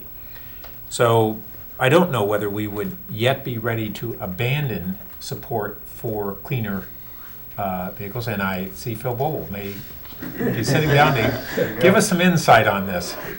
And I forgot Phil was behind us, and here's somebody who can shed some light on it. Well, Phil Boble, Public Works. I just wanted to add that we have at the staff level now, because we're carbon neutral, our electric supply is carbon neutral. Excuse me. Because our electric supply is now carbon neutral, we have adopted a staff level policy of favoring EVs. And we've included that in it's about to go into the policy and procedures manual at the staff level. And we did that knowing that there is a price issue, but these price things are really hard to evaluate because of the total cost and the life cycle analysis. You know, nobody has really done a great life cycle analysis comparing a CNG vehicle. Thanks, Mark, sorry. Nobody has really done a great job of doing a life cycle analysis comparing a CNG vehicle and an electric vehicle. So absent enough data to really make a purely scientific call on this, and knowing that we have just achieved carbon neutrality, seemed to make sense to sort of all other things being equal, favor electric vehicles going forward. So we've ordered our first little few electric vehicles, and we're headed in this direction. And we don't see ourselves buying more CNG vehicles. And that would apply to trucks as well? It would apply to trucks when they're available, you know. So we're pursuing now, apparently there is a small light pickup which is available, maybe several brands, EVs, and we're looking into that. But it would apply to, you know, it was just a policy shift we made, so we'll explore it at every level of vehicle and see if there is an EV. We know they're going to be added in the future. At some point there'll be there's even an experimental small garbage truck, and we're not buying that, or not suggesting that our hauler buy that just now, but I just wanted to let you know that at the staff level we have made that shift. Right, and kind of to clarify, you know, my concern here is that if this is in our, you know, our legislative guidance, I worry about telling our legislative advocates to go tell our legislators and others and their counterparts, you know, that we want them to invest in biodiesel and natural gas, potentially at the expense of electric vehicles, or diluting the effort to invest in electric vehicles. So it's the question of whether we want to go all in with EVs or be advocating for something broader. You know, if we drop L, it doesn't preclude, or it doesn't say we're opposed to all those things, but I don't think that we should be using our legislative resources to advocate for biodiesel, et cetera. This language is a little dated. Yeah. I mean, I was more comfortable with kind of the carbon-free language. I think right now most hydrogen is generated with greenhouse gases, but if it ever came about that it wasn't, then maybe hydrogen would come back in. So, you know, I think the focus on carbon-free was good. So an alternative would be to drop these references specifically to biodiesel, hydrogen, and CNG, and simply that we're promoting advanced low-emission vehicle technology and encourage or promote alternative fuels. Particularly, or with an emphasis on EVs, maybe. Well, with if we added with a priority toward non-GHG emitting vehicles. Is that? I would be fine with that. That doesn't quite get there, I don't think. 'Cause again, Well, and as somebody who's a really strong advocate for greenhouse gas reductions, I'm differentiating between where we are today and our long-term goals. And so I'm not convinced yet that at this point in time there isn't an appropriate role for clean vehicles that are other than completely greenhouse gas free. okay, I kind of see that. I mean, we don't know where this is going to go. This technology is going to go, and so you're thinking about higher power uses where you may need the energy potentially, or I just think it's at this point in time it's still a complex subject with a range of solutions, and we certainly want to favor the most environmentally progressive solutions that are anywhere near economical. Can I suggest an alternative that leaves in something about the vehicles? So rather than dropping L, maybe a compromise here. Advocate for programs and policies that promote electric vehicles. And that, again, doesn't say we're advocating against other alternatives, but it says where we're going to focus our legislative resources, our lobbyists, etc., on, it's going to be on EVs.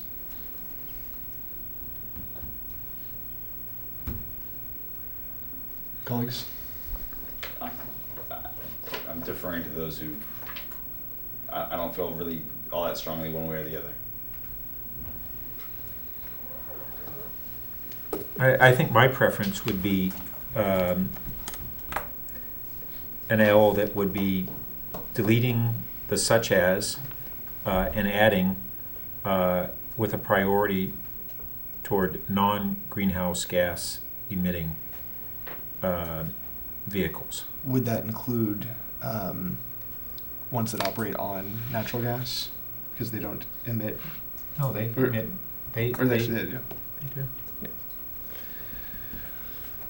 I think it's a good compromise for now. I mean, you kind of evolve our way there. You get a second shot. Yeah. So. All right. and then let's all right, we can move on. And then back to number A, or letter A. Do we want to add something about prioritizing carbon-free alternative energy sources? We dealt with the use in vehicles. Now back to the sources. Again, I'm okay with not requiring it be only carbon-free, but Yeah, I would say we should add with a priority toward non-GHG emitting energy sources.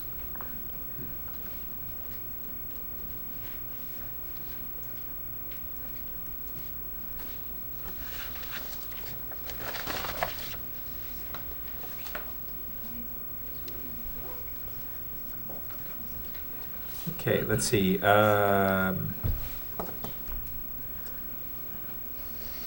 think we covered the others. And down the local project issues. Did we get that language? Did we capture on local on the voter threshold? Yes, That and if you counts globally? once we're done with our process, I'll go through, and you can tell me everything on that. I think we are done unless anybody else has any others.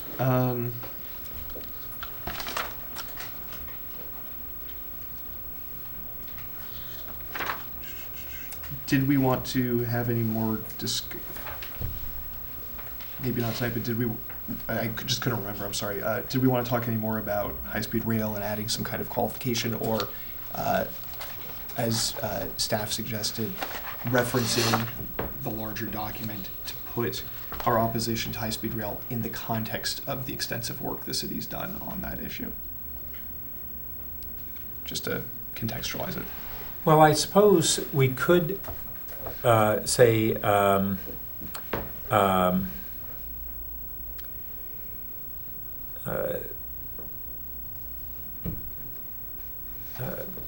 support or oppose legislation consistent with our rail guiding principles. And that would even go beyond just high-speed rail in some ways. Yeah. I would like that. Okay.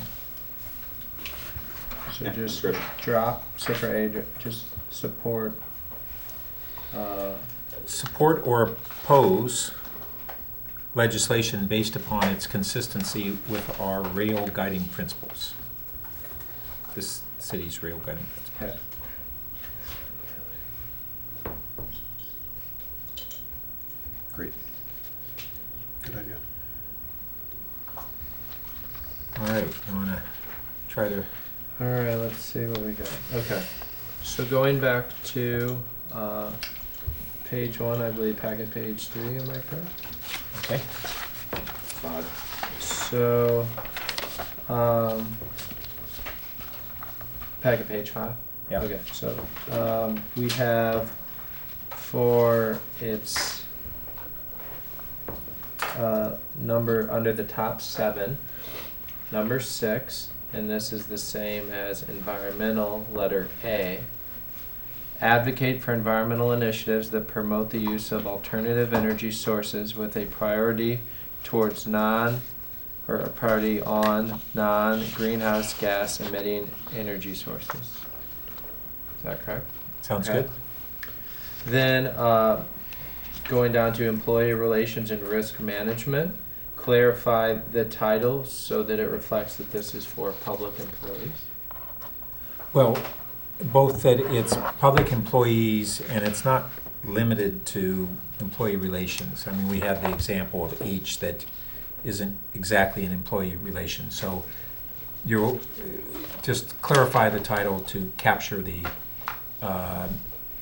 intent of what is within the... Well, were we talking about changing the title of the section or specifically adding just a couple words to item C to clarify? Well, that I one? think it's actually 'Cause I better think- in the section. 'cause the- Because if you look... the others generally do. No, D doesn't. So I think it's better to just have it overriding, and then you don't have to worry about every single one. What kind of language do we want to do then? To do that? We'll leave it open to staff to come up with that. They can do that.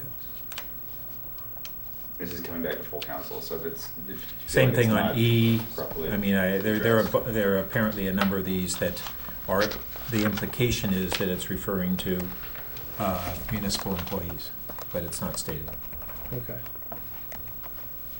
So, Well, I guess in direction to staff, for when it comes back to council, I'd be open to staff's, I would be willing to defer to staff about whether they think it's easier to add it in the title or to just add it to the individual items as they feel is appropriate. Good enough. okay. Then under environmental, we already covered letter A. For letter H under environmental, we are going to remove that from environmental and put it under local control, and it will read reduce the approval requirement below 2/3 of voting should I say of voters instead of voting property owners, of voters for capital projects. Great.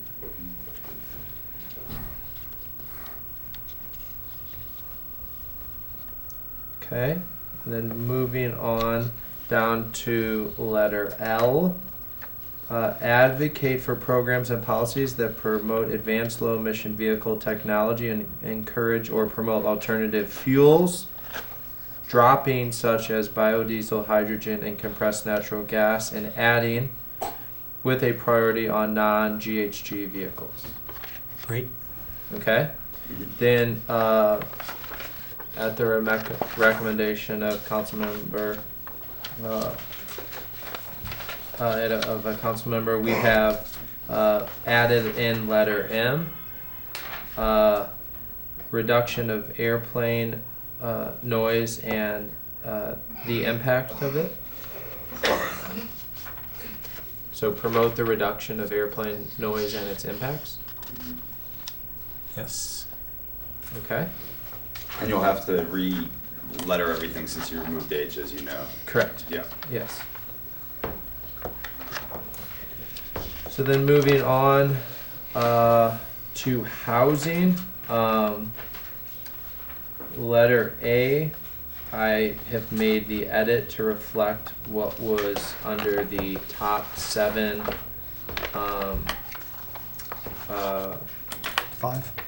Yeah, number 5 under the top 7. Add the and reforms to elements of the state density bonus law, yada yada yada.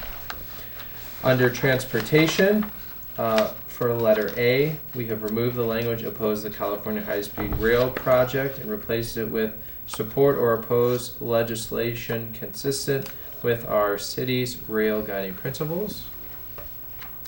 And added in letter C, pursue and advocate for grade separation funding. Can I just also check on one? Did we get the edits to employee relations and risk management A? Just the typos and changing corruption to abuse? Yeah, so I have, that's a good point. So for instead of focusing, it is focus. Instead of corruption, this is employee relations and risk management, letter A. Focusing has been changed to focus. Corruption has been changed to abuse. And has been added after abuse. Yeah, I just caught myself on something on the pursuing grade separation funding. I'm trying to recall whether last year when we went through our grade separation study, whether the council actually took an action supporting future grade separations. Have we done that? Is that either in our guiding principles or in action that we took last year? I just want to make sure that I'm not pushing something that the council as a whole didn't support yet. You raise a great point. So when the grade separation issue came to council last fall, it was in the form of a study session, but there was pretty clear consensus amongst the council that they were intrigued, for lack of a better word, by the possibility of a 2% grade separation. Well, that's a trenching. That's even more specific than grade separations. And but the other thing that may already give guidance on this is that we adopted certain aspects of the rail task force, but we didn't incorporate every recommendation of the task force. And I'm trying to remember whether. So the rail corridor task force. I did not work directly on that project, but I was familiar with it. They recommended trenching throughout the entire city. There are funding and engineering constraints and complications with that recommendation, but that was their recommendation, and it was, I believe, to I don't know what degree, but incorporating the comp plan. Well, so there was an aspect of a broad set of recommendations of the task force. It was one aspect that was essentially, if I recall correctly, adopted, but not the entirety of the recommendations of the task force. Correct.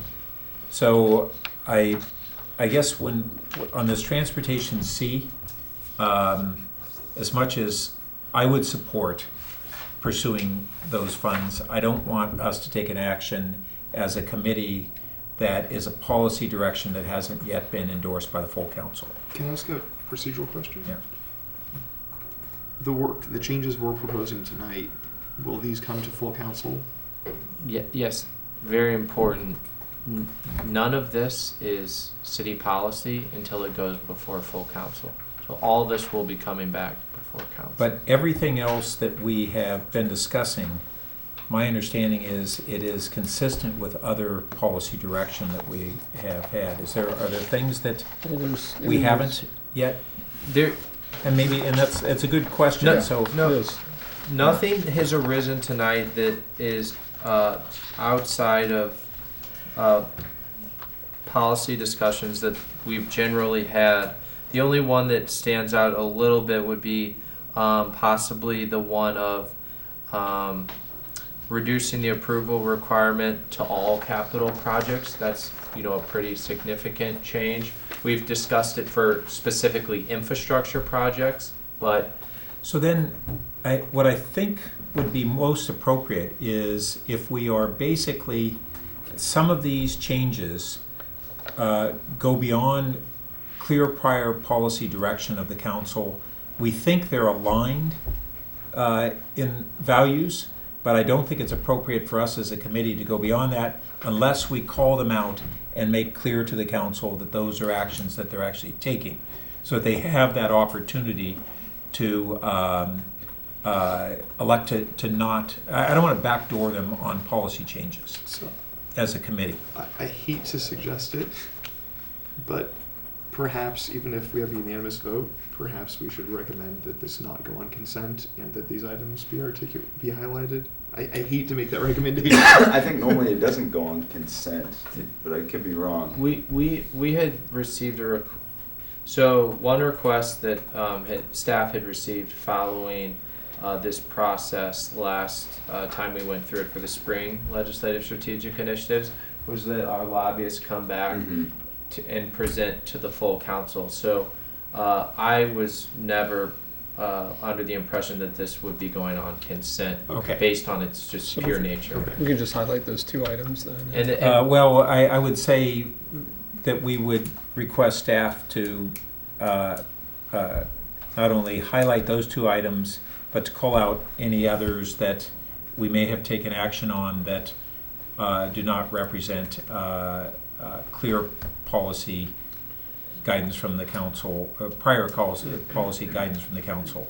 Do we want to ask staff specifically to provide an update on what the status is in regards to council policy towards grade SEPs?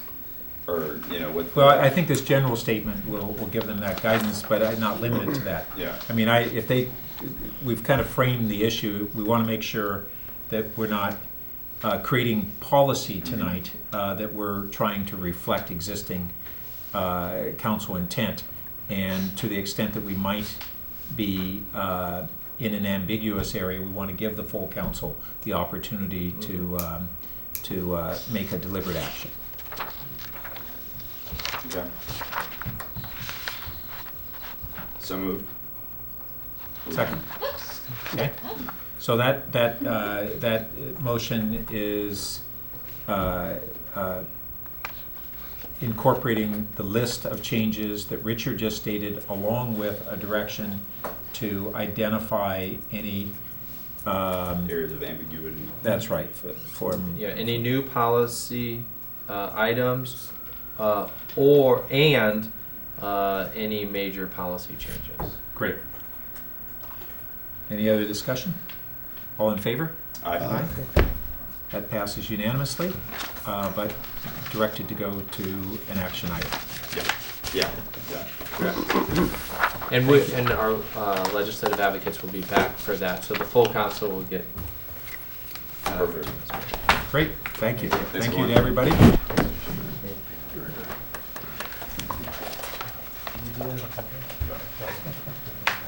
No.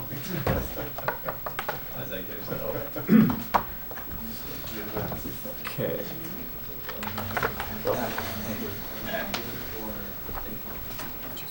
Thank you.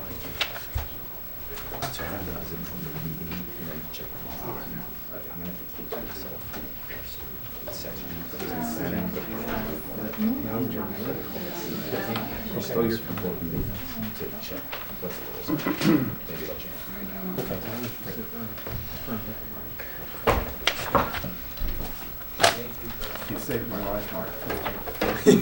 Definitely. Oh, Anytime. I'm sorry. So as we're getting ready to start this, I had a request from the city auditor if we could move item 3, which should be a brief item, ahead of item 2. And I think we can get rid of item 3 in 10 minutes, if that's all right. I have no problem with it. Okay? Tom, you okay with it? Yeah, I think a lot of people are here for Yeah, I know, so that's if what it's I'm really trying to 10 move minutes. fast. So, yeah, we'll try and go right through it. I think it's pretty perfunctory.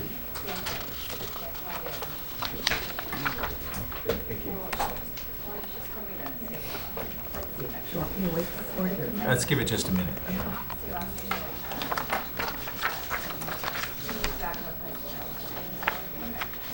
Thank you. Makes sense.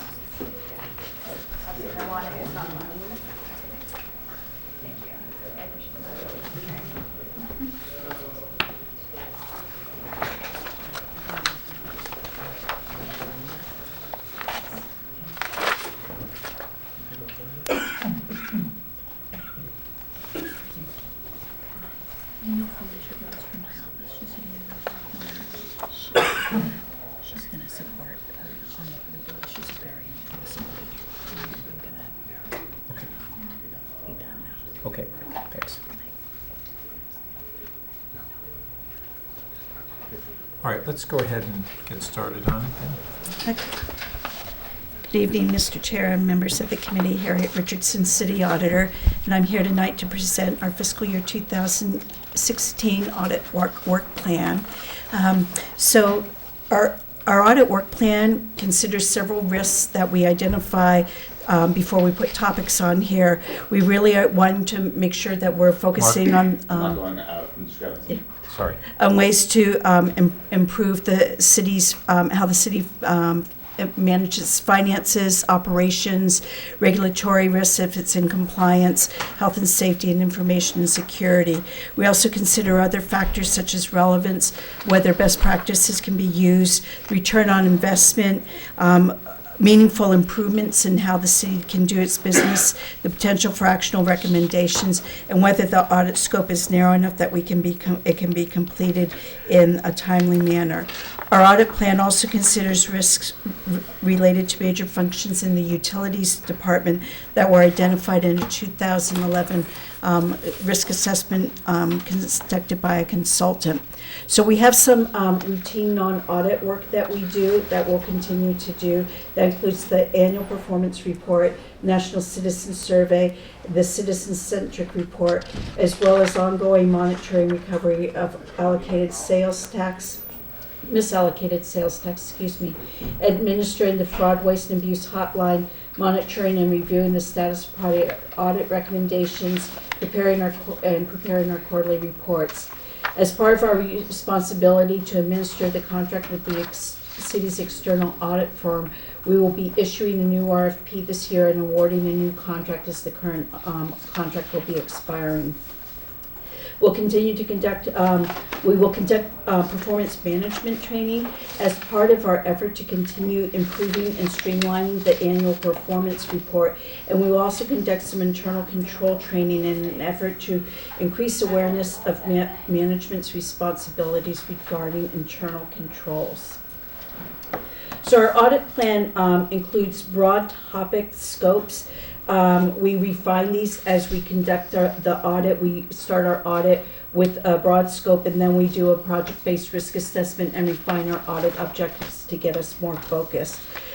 We continue to finish our parking funds audit, which is in progress right now. And then we have 8 audits on here that I anticipate completing this year, and 3 that I anticipate that we will start but not complete. This is an aggressive audit plan, but it reflects my vision and council's expressed desire for my office to do to do more focused audits in less time, that can be completed in less time. So really trying to get the scope narrowed and reduce the number of hours that we spend on each time, as well as the amount of time lapse. So we have 3 audits on here for utilities. As you know, we have one auditor who is dedicated to utilities. The first audit, rate and billing accuracy, would have expected to have started in March, but the Utilities auditor had an unexpected 2-month medical leave and just came back to work, so we'll get going on that one pretty quickly. And then we will also do a meter routes audit and a utilities asset management audit. In people strategies and operations, we'll be doing an audit of disability rates and workers' compensation. We have 2 audits scheduled for citywide. That includes looking at fee schedules and the process used to set fees.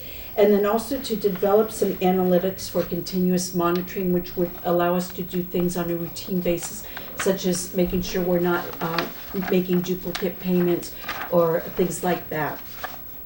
We have 2 audits scheduled for the Administrative Services Department. One is procurement processes and one is contract oversight.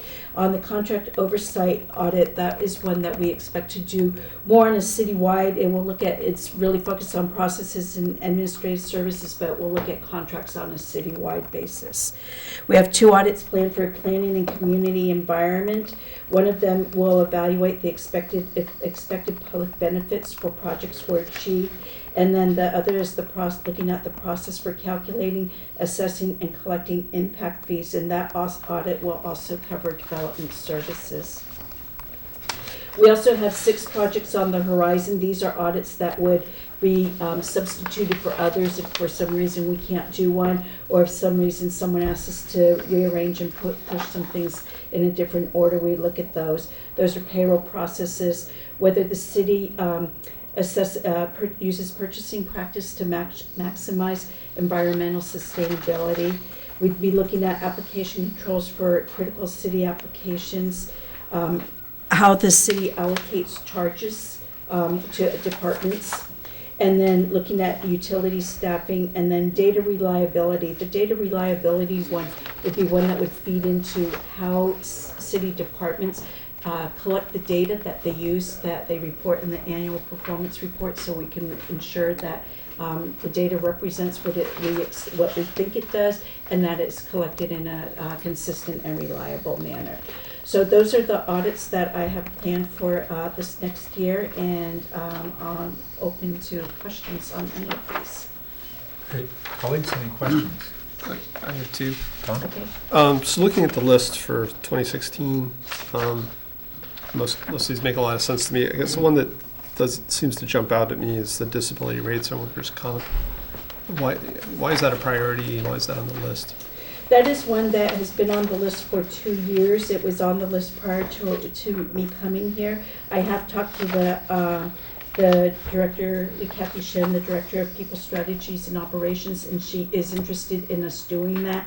One of the things we look at is making sure that the claims are legitimate, that people are not getting paid for something that they shouldn't be, and looking at ways, if the city's maximizing its ways to get people back to work when they've been injured. Do we have a lot of claims? Or most of the claims are in public safety. They're millions of dollars. Okay. Okay, and the other one, for some reason I thought that there was a TDR audit on the horizon. Has that ever been discussed, looking at sender and receiver sites and what our TDR inventory is? No. Okay. Well, I'd be interested in adding that if my colleagues support it. Either on the horizon. I'm sorry. An audit of TDRs. Oh. So sender sites, receiver sites, what's the outstanding inventory? You know, are we accounting for them properly when people show up and say they have this many TDRs? Can we track them back and see where they came from? So just get on, not saying, you know, maybe it's in the parking lot, but I'd like to see it get on the list. Colleagues? And I should say, I had said that the disability workers' comp is millions. I guess I need to make sure that my number, it's a very high number. Let me It's a high number. Let me and I correct don't have the exact correct number, myself but and say it's a very high number. Okay. So that leaves Tom's question on whether transfer of development right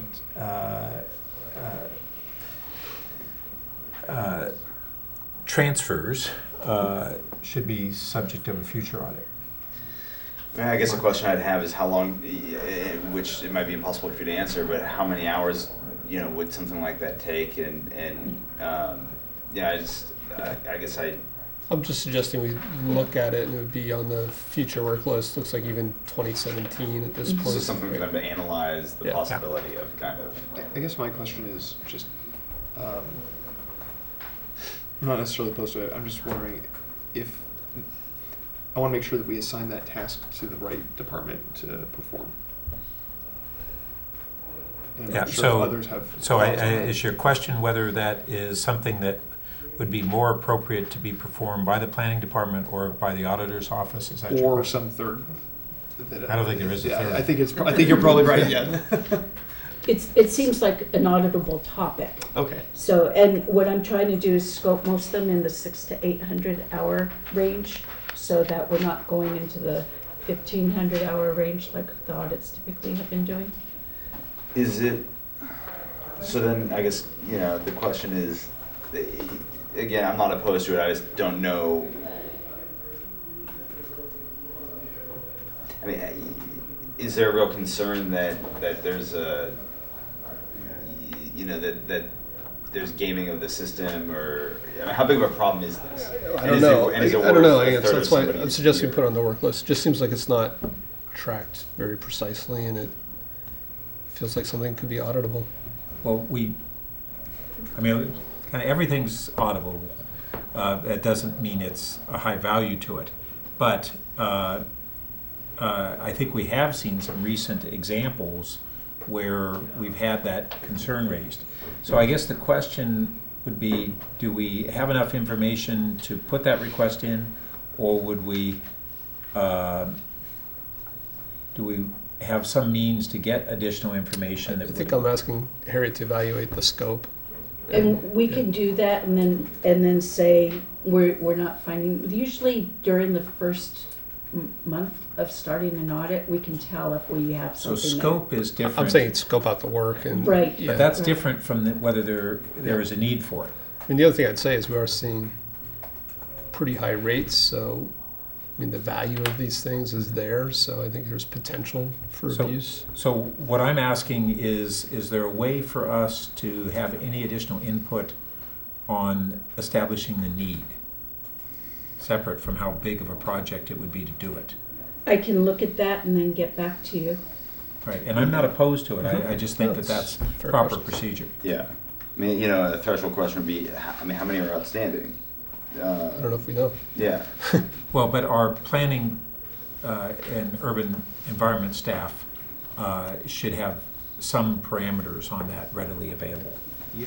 I kind of. It should, but like the list they had didn't have some of the ones that came up recently. So I'm not saying that they have a list that is all-inclusive. It's whether part of the question was how many do we have, and I think that they have a good sense of it, maybe not a perfect sense.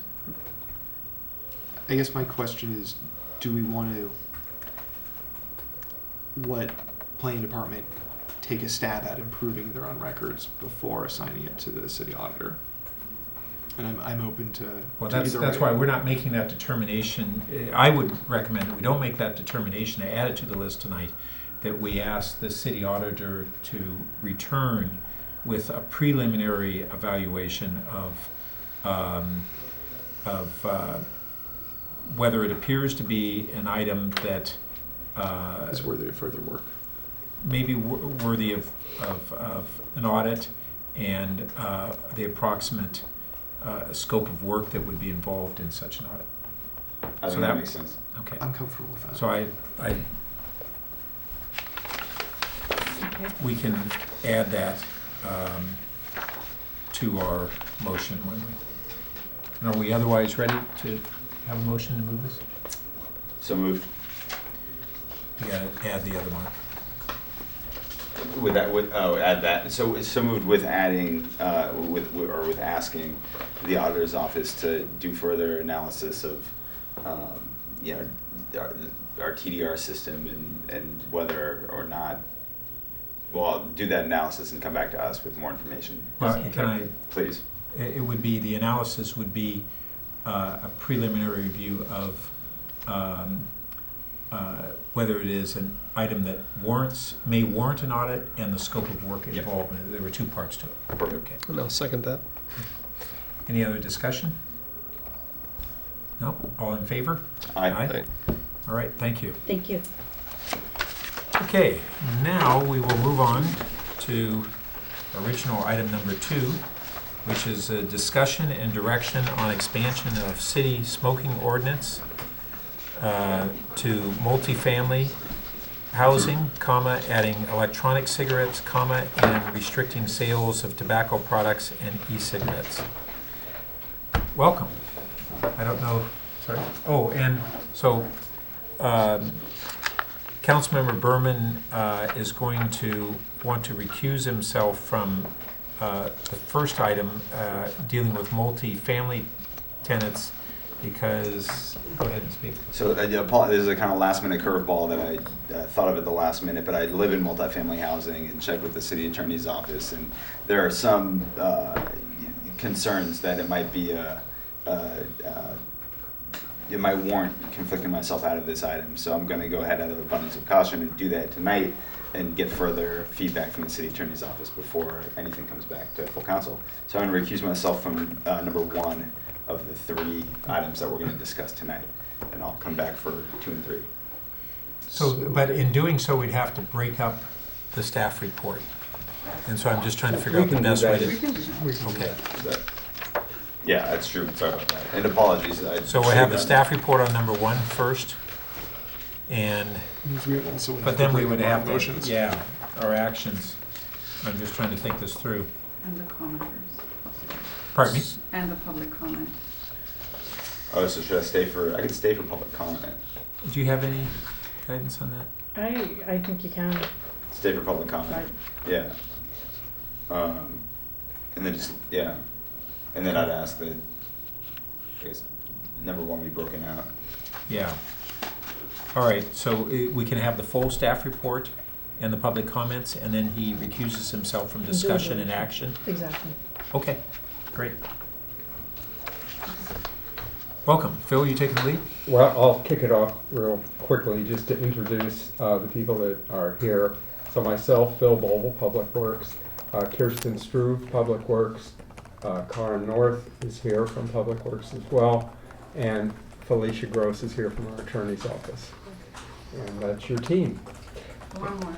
Nicole Cox from County sorry. Public Health. Oh, good. Right. So I'm going to just ask Kirsten to go through these 8 short slides we have, and then it'll come back to you. I'm glad you didn't ask us to break it up, Felicia, because I just noticed in different slides we have them in different orders, so it would be tough on us. So, Kirsten, do you want to run through this? Sure. Again, my name is Kirsten Stroop. I work for Environmental Services and Public Works. Turning to the background slide, the full council adopted an expansion of the outdoor smoking ordinance for commercial areas on December 15th, 2014. And at that time referred to the Policy and Services Committee, including e-cigarettes, because on December 15th, the draft ordinance did include e-cigarettes, but the council asked that that be deferred. Also outreach to multifamily properties, which had been a previous discussion item for Policy and Services, and restricting sales of tobacco products, particularly for pharmacies. So we'll talk about multifamily first. We sent out a postcard, and a picture of the postcard is on the slide. In fact, we sent out 8,549 postcards to the list provided by planning on multifamily properties. We received 505 responses, which was quite a lot more than we expected, so that's a 6% response rate. And looking at other surveys, that's a really good response rate for this type of survey. 96% of the respondents were residents, 2% were landlords or property owners, and 2% were other. However, our survey was structured in a way so that the people that were neither residents nor landlords or property owners, residents of multifamily, could only answer the verbal comments that were, the written comments that were attached and are not part of the data that's presented. We thought a survey was the best option for our outreach to multifamily because we got a lot more responses than we would have in a public meeting. We also received phone calls in support from additional residents, 2 additional residents representing at least 10 families each, and 2 more multifamily that were not able to complete the survey in time. And then we also received the written comments that you have at places.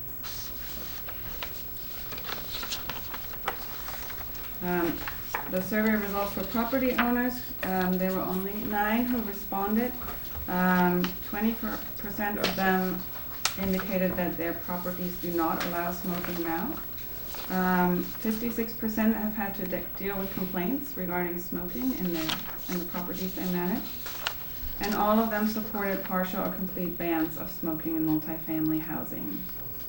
And then the support for a designated smoking area was split, 4 in favor and 5 against. And this is a typical result. Multifamily property owners and landlords often like for a city to be the ones banning it rather than doing it themselves. Survey results for residents and tenants of multifamily. So we're at the top of page 3 now. Yes. Well, it's 5. Slide 5. Sorry, slide 5. Yeah. Page 3. Sorry. Yes. So 82% of them indicated that they feel bothered by smoke in the complex ground, and 80% also feel bothered by smoke inside their units. And 90% favor smoking restrictions in multi-unit housing. Especially high support for banning it in all units and in all common areas.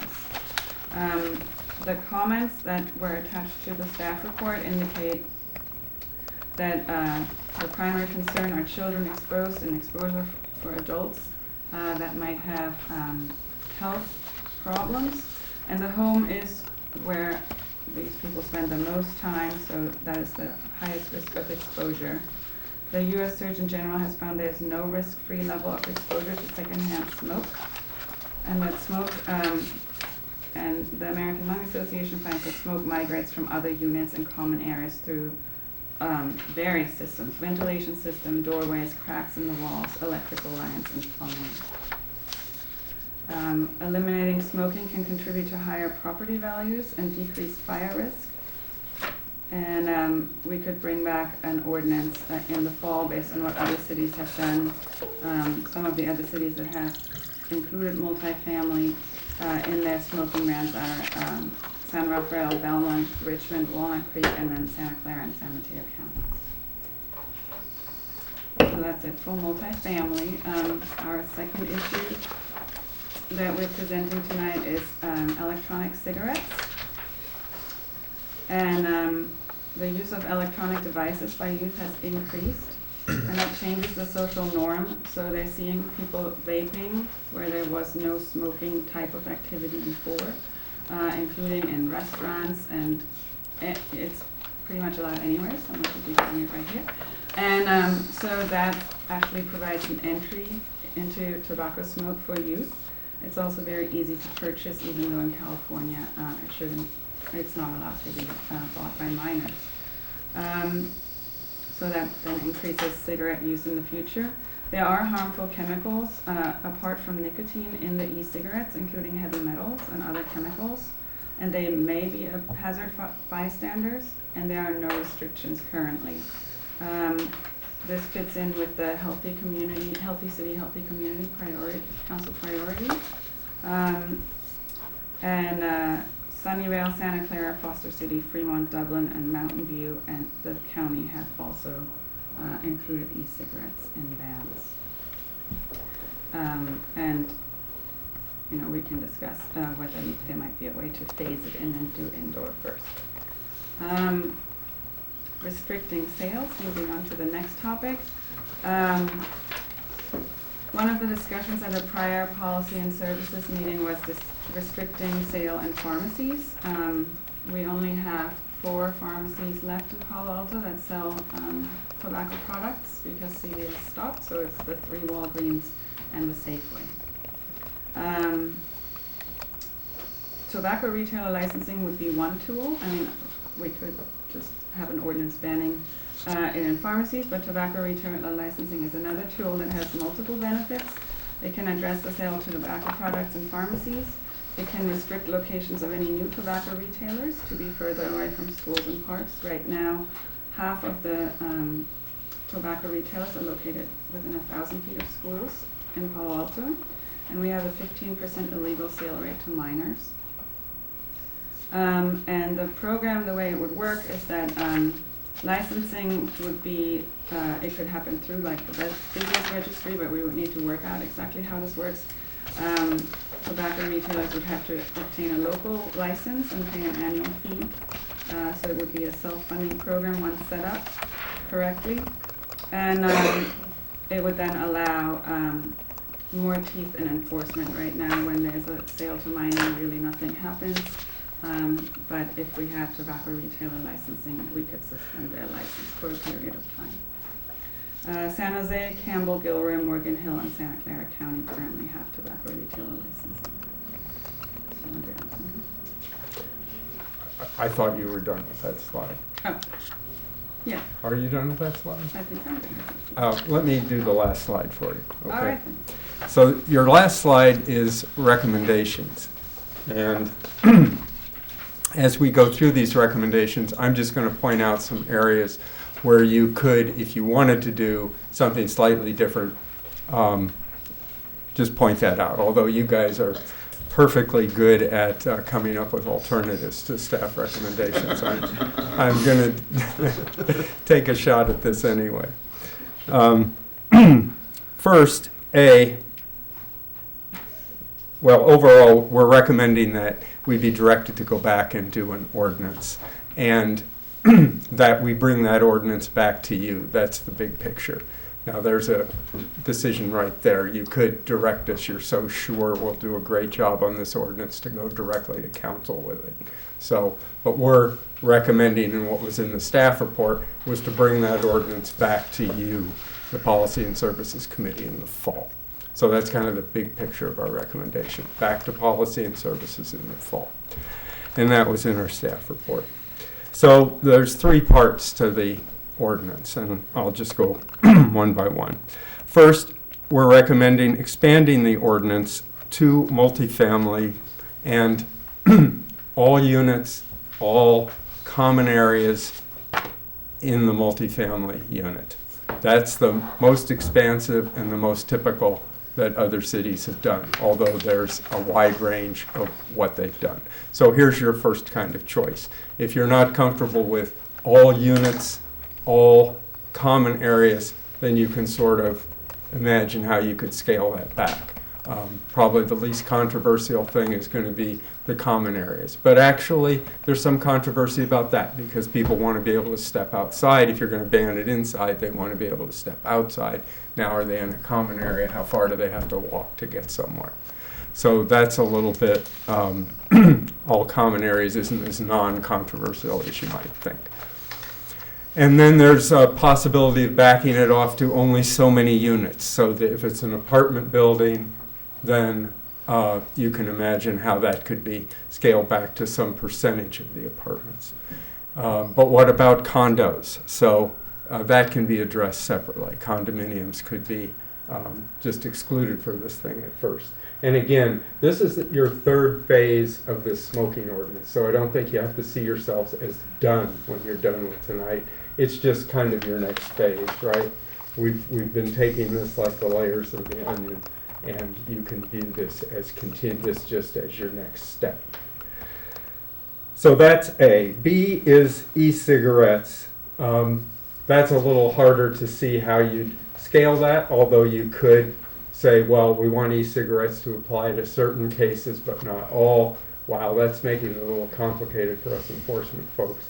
It'd be much cleaner if whatever you're going to do, e-cigarettes was just part of that something. So that smoking, the definition of smoking just expanded to include e-cigarettes, as opposed to e-cigarettes apply here but not there, and smoking is, tobacco is somehow different. That would be tough for us. So, can I ask a quick question on that? Yeah. Does the staff report says that the county doesn't ban it in multi-unit housing, and they were suggesting the same thing, so it's slightly different than what you're saying, I think. I'm sorry, you're right, sorry about that. Okay. Yep, I confused myself already. So, Yes, it's accepted in multifamily. yep, sorry about that. Yep. So, so we are making it tough on ourselves, and we're trying to follow the model that exists on that one. Then thirdly, the restriction of sale of tobacco products in pharmacies and establishing a tobacco retail licensing program. So again, we've seen what other people have done, not universally, but they've used this licensing program as a vehicle for banning the sale in certain situations but not others. Well, you wouldn't have to use that as your tool. You could just ban it in all pharmacies. You could just ban it X feet from schools without establishing a retail licensing program. Nonetheless, to sort of be consistent with as many locations as we could, we're making the recommendation of having a licensing program. But we understand that's going to be one of the more controversial parts of this. So a step forward would be just to ban it in all pharmacies.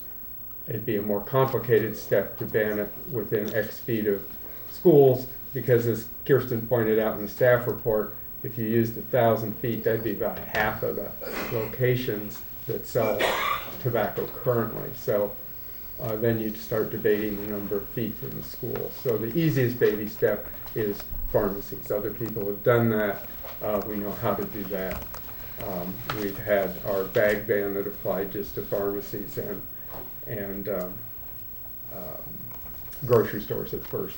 And so, you know, there's a precedent for dealing with pharmacies. So I just wanted to point out those. Our recommendations are here, but there's ways to scale that back if that's what you choose to do. So I'm done. Thank you. Given Councilmember Berman needing to recuse himself from the first item, maybe rather than go into questions, we can take comments from the members of the public. Okay, great. So we have two speakers, Michael M. Moore, to be followed by Jim Neal. Is Mr. Moore here? Hi. Let's see, can we pull up a chair? Oh, there, I'm sorry, there we are. Down here at the end? Yes, thank you. And you will have 3 minutes to speak. Welcome. Chairman Burt, Councilman, thank you for the opportunity to address you on this issue. I was glad to get the survey, filled it out, mailed it in, and then I noticed that of the 32 other members in my complex, I asked each one of them that I was the only one. And I think the lady here presented the numbers. They mailed out 8,500 surveys. They got 505 back. That's basically what that says is that 94% of the people didn't think it was important enough to fill it out and return. If you look at 40% of the city's residents live in multifamily housing, about 26, let's say 25,000 people. That's less than 2% sampling of that group and less than 1% sampling of the entire population of Palo Alto. That's not a survey. I don't know what it is, but it's not a survey. It's certainly very selective. And the written comments are very anecdotal, and you shouldn't be questioned about the truthfulness. And then I have some questions about it. If you pass this ordinance, how do you enforce it? Are people going to be cited because someone else said they were smoking? Are they going to take pictures of their neighbors? Are the police or whoever enforces this, the utility department, going to have to witness somebody smoking? Or what? And the reason that I ask that question is because you have other types of smoking. You have insect smoke, cooking smoke, medical marijuana smoke.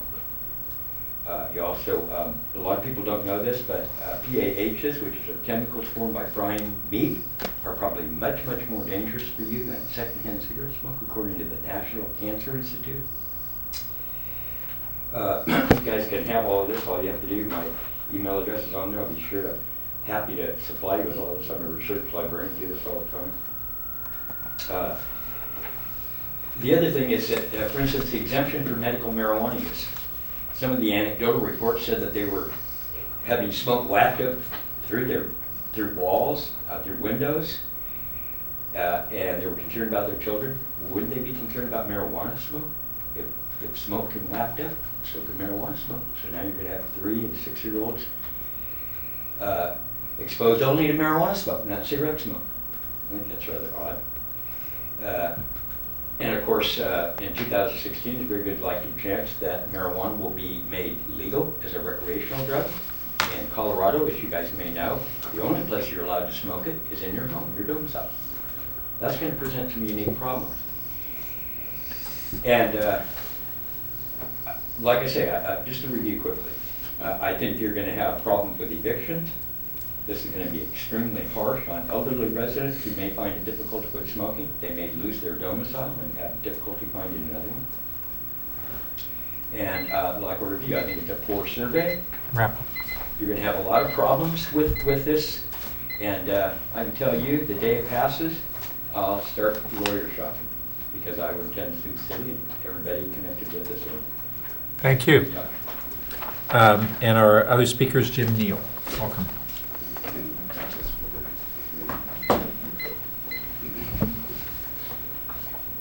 Hi, I'm Jim Neal. I actually live in Mountain View, so why am I here? Well, as was explained, once something like this passes in one city, it generally flows over to other cities. As far as e-cigarette ban, why? They produce water vapor. So why ban those? I mean, we've heard some things about, children and things like that, but that's an enforcement issue. And if it's not being enforced now, passing this isn't going to help with that. There was also a secondhand smoke research that was performed by the Stanford University study, a lady named Anj Wang, and she conducted the study of 76,000 women over 10 years and basically found that there was no measurable difference in lung cancer rates from those exposed to secondhand smoke as opposed to those who actually smoke. So, I mean, Stanford University's right here. And she actually, I verified she's actually still at Stanford, so you could actually talk to her and find out what the basis was and if there was any bias in that study. They talk about the money spent treating lung cancer, smoking illnesses, and things like that, and how smokers don't pay for it. That's absolutely not true. Smokers do pay for that. They pay for that in the medical premiums they pay and all the extra taxes. There's a 12-cent tax for the general fund per pack that's been in effect for 30 years. A 50 cent per pack tax from Prop 10 that goes to the first 5 agencies. Prop 99 implemented a 25-cent tax, and federal taxes are $1.01 a pack. So that's $1.88 on every pack of cigarettes that smokers pay. And yet, because smokers aren't a protected class like minorities and things like that, we have the least representation for all the taxes that we pay. And I think that's completely unfair. And a lot of the taxes don't go into prevention or things like that. They go into the general fund and they're used for other things. In Prop 10 had no accountability for the spending, and the results that they got for the spending that they had were there was no measurable impact from $1 billion in spending. The tobacco retail license, I think that's a really bad idea. It says it restricts youth access. How does it do that? There's no way that adding a tax reduces youth access. All it does is gives yet another, puts another burden on people who smoke. Let's see. There are other diseases that are caused by things like obesity and diet and lack of physical exercise. So does the city or state have the right to tell them what to eat or what to do inside their own homes? Are you going to go in and monitor how many hamburgers they eat or what they weigh on a scale? I don't think so. And what is going to result be of this new ordinance? What will the result be? You're going to have people informing on their neighbors, basically. You're going to create something where you're going to have neighbor versus neighbor. People are going to go outside to smoke, most likely in a public space, and that's going to increase confrontations. And if you have any questions for me, I'll be happy to answer. Thank you. All right. Councilmember Berman is now going to bow out for our discussion of item number 1. and then he'll return for the other two items on the agenda. So item 1 is to discuss our multifamily building tenants and how we would recommend to proceed on that subject. So either questions or comments are welcome from colleagues who would like to proceed. You want to go? If you have comments, go for it. No questions. Go ahead, Tom. So I'm kind of really curious about other cities' ordinances. If you guys have looked at some of those? Yes. Yep. Yeah. Okay. Our world's expert. So one thing I'm interested in is you mentioned condos, so owners versus renters. I mean, when you said 2% of the respondents were owners, were those owners of the entire apartment building, or were those condo owners? No, we distinguish between property managers, landlords, and then residents of multifamily. So we wouldn't know how many of the residents were condo owners. Okay. But the support for condo upon resale only was low, but I don't know whether that's because there weren't very many condo owners that responded. Do you know, but you don't know who was a No. condo owner and who wasn't? Okay. Um, Yeah, so do other cities differentiate between owned and no. rented? Well, as Phil said, they are different. There's a whole table of what other cities have done, and the majority don't distinguish between condo and Right, but some have. apartment, but some do. Or some allow condo associations to vote on it and say we want 20% of our units to be for smokers. You know, there are a variety of things you can include in an ordinance.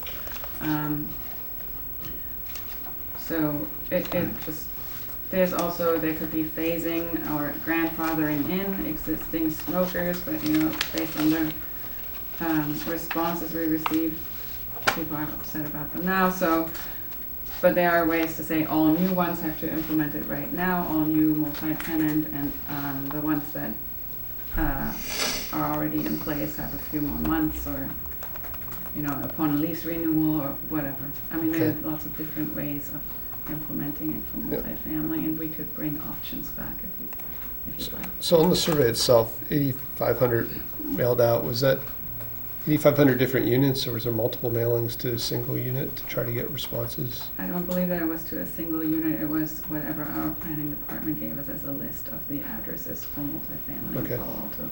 Anything higher than a duplex. And it was it balanced at all for low income versus we wouldn't the VI? Know. We wouldn't know.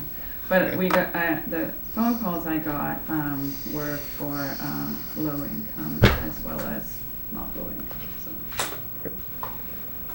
And I'm curious for examples, like how do other cities specify, say, designated smoking area outside of a common area? I mean, rather than saying all common areas, do they specify? Yeah, there's ways to specify that it has to be, you know, clearly designated, 25 to 30 feet away from any openings. Some even include, you know, buffers around. Some of our residents that called requested that the public right-of-way have a buffer so that people that go out to the sidewalk don't affect those living in the front buildings, because currently a lot of multifamily already don't allow smoking inside the units, so then the people that are closest to the street get affected and can't open their windows. So there are different buffer requirements. Look, I'll just remind you what you did on the phase 2 of the smoking requirements, sort of akin to this, was you banned smoking in a district, a larger area than we had banned previously. But then you said, in response to comments, we added that a smoking area could be designated, could be proposed, and then approved by the city, essentially. Proposed by a private landowner? Anybody, actually. But in this case, it could be proposed by the And has that happened at all? Not yet. Not yet. But we've reminded the folks, and there is interest. We know there's interest. They just haven't gotten it together. The business district would propose most likely. And Yeah. So, just a couple of high-level thoughts. I mean, I do think 6% survey response. I'm not really sure what to make of the numbers. With that kind of response rate. well, could Kirsten address that? Sure. Because we did look into that. Right, so we looked at some articles that talk about statistics with respect to these types of surveys. And so basically our population is who we sent it out to, and our sample is what came back. And I found two articles that when your sample size is around 8,000, that you need above 350 for a 95% confidence level in the results, and we got 505. And as I said in my presentations, if we had used a different outreach method, such as public meetings, we would probably never have gotten 505 people to come, because it's much more difficult to attend a public meeting than fill out an online survey or poll. So we feel like our sample is less biased than it would have been from a public meeting. Right. Can I go in? Are you going to go on the survey more? A little bit. Okay. Yeah, I mean, you need 350 if there's no biases, and so I'm not sure if there are biases or not biases. Anyways, where I was going to go is I generally support the idea. I'm a little bit uncomfortable, particularly when people own their home, about not having any option, like an outright ban with no smoking area, nothing. But I'd like to hear what my colleagues have to say. Corey, do you want to weigh in? So, yeah, I guess there are a few questions, and I am a little ambivalent about each of them. To follow up on the question of designated smoking areas, I think Councilmember Du Bois asked, but I didn't hear, have other cities implemented designated smoking areas as a requirement? Like if you're the owner of an apartment complex, you have to have a designated smoking area, or alternatively, as an option, if you're the owner of an apartment complex, you have the option of providing one for your residents if you would like. And what have you seen, at least in some neighboring studies, on this one? Nicole, do you know?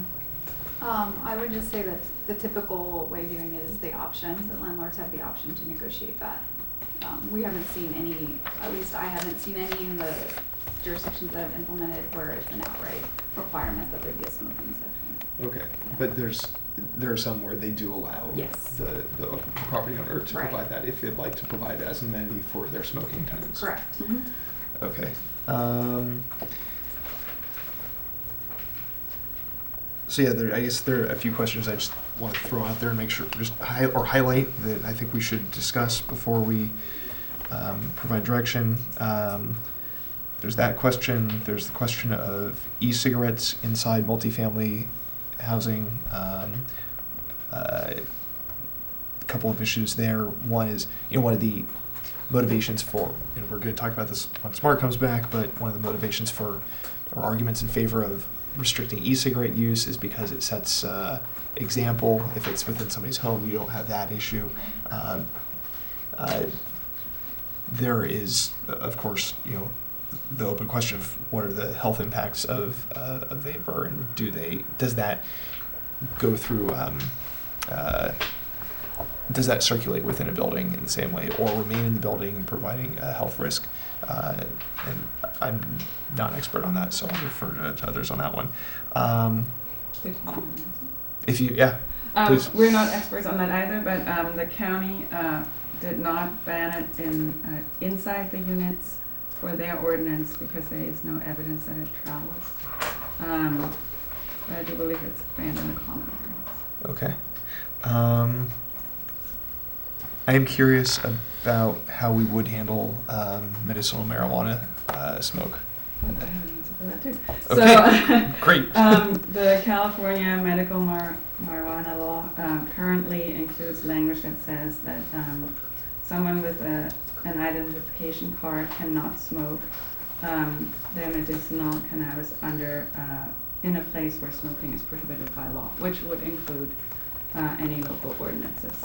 So there is then a concern about people in their homes, and we could come up with some ideas during ordinance development. I haven't seen any other city addressing that concern, but there might be some way we could ask people to submit an exemption if their neighbors are not bothered. So, But right now, only medical uses are allowed. do you say Only medical uses are allowed currently, so. of marijuana? Yeah. Yes, I Right, understand. so. 2016 has happened. So yeah. since it's already basically included in state law that it cannot be smoked in the areas where it's prohibited. So that might tie our hands a little bit. I mean, if we did want to carve out an exemption for medical marijuana, hypothetically, that might put us out of compliance with state law. So that's interesting. Although then there's the option of petitioning your neighbors or petitioning the city for an exemption for a particular area, which might be one domicile where smoking would be allowed, where a medicinal marijuana user might put in for that application. So anyway, I'm just kind of brainstorming, putting out the questions I think we need to discuss. I don't have a firm opinion. Could I just add a thought to that? You may have to, and Felicia as attorney would know best, but to avoid sort of an apparent conflict with state law, you may need to just exempt smoking from that particular unit, smoking of all types, right, since the state has said that medical marijuana constitutes smoking. Right, that's what I intended. Thank you for Yep. clarifying. Yep. So yeah, those are, so how we handle designated areas, if we do e-cigarettes indoors or not, how they line up, all medical marijuana, and also enforcement questions. But that can be, I don't think that that's terribly complex, and I have confidence that if staff does come back with a draft ordinance, that would be addressed. We would, if directed to come back with a draft ordinance, we would come back with a sort of companion enforcement plan. And just to give you a broad outline of what we're thinking there, and Felicia's had discussions with our police department, and we'd have to have a lot more. But there would certainly be a front end public education, awareness. Any citations would at first be educational citations. They wouldn't be penalty-oriented citations at first, and so we'd have a long period, most likely, of that. And Ed can address what they did in San Jose, which I wasn't aware of, where they actually, rather than use the police department. Ed, do you want to expand on that? Sure. This follows some staff discussion on that question of enforcement and how best to approach it. I think to a certain extent it relates back to the question of what's being regulated. Is it the activity? Is it the land use that might be the source of the regulation?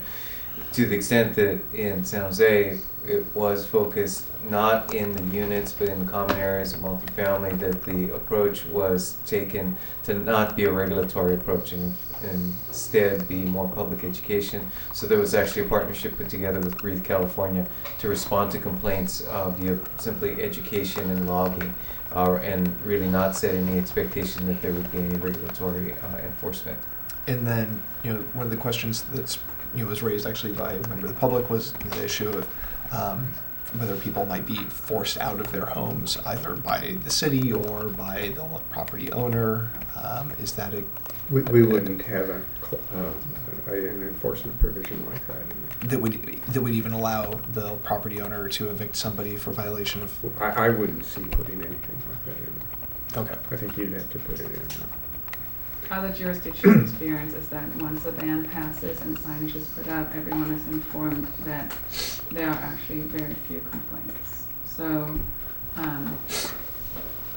since anything inside so outside, enforcement could happen a number of ways, complaint-based as well as, someone's, a policeman seeing someone smoking or doing a sweep or whatever. But inside a unit, it would have to be complaint-based. and it would be very difficult to actually see it happen. So education would be the first response, and it has worked in other jurisdictions. And then landlords would be asked to include in their leases that no smoking is allowed. So they would be breaking the lease. So I guess we wouldn't have to then require anything in particular as well, however they want to handle it. Can I ask one quick question? Okay. So today, a landlord's free to ban smoking on their own property? Yes. So it's kind of market driven, if they want to do it or I'm not do not it? sure. Yeah. Okay. So first, I'm glad this conversation seems to be focusing most of all on addressing risk to third parties and not attempting to regulate conduct if it does not harm others. And my colleagues really weren't on the council when we had some of these discussions on the council over the last year or so, and I was concerned that there was a tenor that was drifting into including wanting to regulate private conduct. And that conduct may be harmful to the health of that individual, but that's a different issue. And I'm glad that we've been focusing on how it affects third parties. I am a bit concerned on the survey as to whether it be self-selecting and biases or include them. On the other hand, I would think that if someone was a smoker, they might be inclined to respond to the survey and attempt to protect their interests. So how do the results of our survey compare with any others, if we know that? The county did a survey a few years back, and our results are consistent with theirs for Palo Alto. And generally, there's always high support from tenants and landlords. And are we aware of anywhere where they went from kind of a mail-in survey to a focused survey, going door to door and trying to get a high response rate? Any place that did that? I mean, that's. No. I don't even think that everyone who took the step to ban smoking in multifamily did any survey. Right. Public meetings instead. Yeah, I can see that. I'm just interested in what response we would get if we did a sampling that was Do we much know more of targeted. anybody that did a phone survey? No, I don't think so. Right. I'm sure nobody did a door-to-door survey. Yeah. They're real unpopular Yeah. these days. Yeah. And phone surveys don't work out very well. People don't answer their phones. And then when we were referring to common areas, I didn't hear any distinction between indoor and outdoor common areas. Were we referring to both or one or the other? Or? We asked about both in the survey, and it was pretty much support for banning it in both. But if there is a smoking area, it would obviously be outside, but probably not right next to the playground or the pool or whatever, where a lot of children would hang out. Well, there was this reference to occasions where it drives it out to the sidewalk, and the units that are close to the sidewalk then get even more. And it raised an issue that even when we banned smoking from our parks, we didn't make any exceptions. And I know of neighbors who have said, I now, when I walk the sidewalks and walk the dog or whatever, I'm encountering a lot more cigarette smoke because we've driven the people out of the parks rather than giving them a designated area. And I'm not sure that was the wisest decision. And I want to bear that in mind as we think about what to do here. I think I'd be inclined to allow designated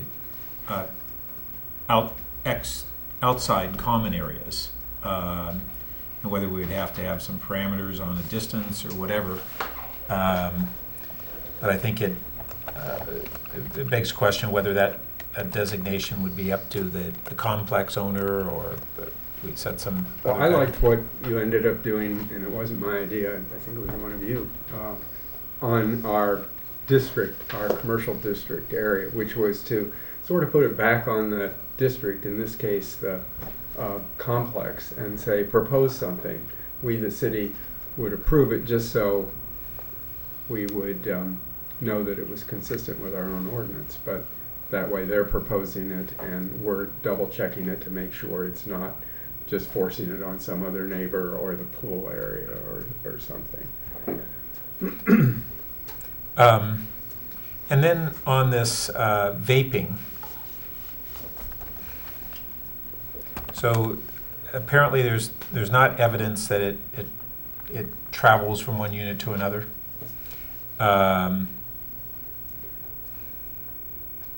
If I could offer something Sure. there, I think probably the county is technically right. There's no evidence because it's kind of a new thing and nobody has checked into it. However, it is nicotine.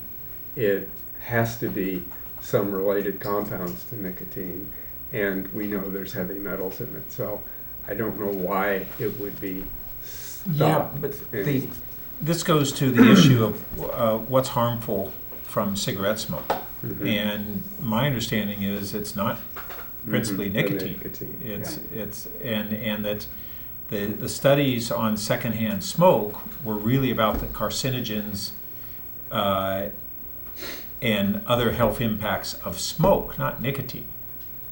I mean, nicotine gum or nicotine patches are not thought to be harmful. I mean, they're FDA approved, whereas cigarettes are not, interestingly.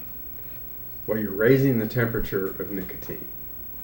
And I just have to think that there have to be nicotine-related compounds that are produced by the combination of heat and oxygen. And we know to some extent that's true. I mean, the staff report mentioned nitrosamines, which is, I think, just a derivative of nicotine. But I'm not advocating that. I'm just saying that if one of our commenters tonight indicated that it was water vapor. Yeah, it's more than water vapor. Just to make sure everybody's clear on that. So we conceivably could have nicotine exposure that would basically be the drug exposure. I'm not sure whether that's other than exposing someone to a drug to whatever exposure level they get in secondhand. I don't know whether we know that there are any negative health impacts unless we have any our experts here from anywhere that have anything to shed light on that. Well, the health impact. Sorry, issue- because this is recorded, can you Do you need me join to one of the go? mics and Sure. introduce yourself? Sure. I don't know where- You can use Councilmember Berman's right there. So the health impacts. If you could introduce Sure. yourself. My name's Nicole Coxton. I'm with the Santa Clara County Public Health Department. Thanks, Nicole. And in terms of the health impacts, that's still being studied in terms of secondhand vapor exposure. But many of the studies that have come out do show that in addition to the nicotine, there are other carcinogens that are that bystanders are being exposed to. And the biomarker for nicotine is cotinine, and that there's been studies showing that secondhand exposure is showing up in bystanders. And so I know there's been like formaldehyde and other kind of harmful toxins being. Do we know at what levels and whether those are at thresholds that are significant? We don't know. This is a very new area that's being studied, and so I'm, cautious about saying for certain what level of exposure is risky. So I think. Can I just interject one thing here, which is I really, for the sake of Councilmember Berman, who's coming back for the larger discussion about adding e-cigarettes to our smoking ordinance, I'd like to make sure that our discussion at this time focuses on the question of whether e-cigarette vapor and those potentially harmful things included in it travels through and around a multifamily housing facility. So I the same appreciate way that we regular smoke yeah. does. So I appreciate that we have a bit of a dilemma because there are some aspects to this discussion that will be repeated when we look at e-cigarettes.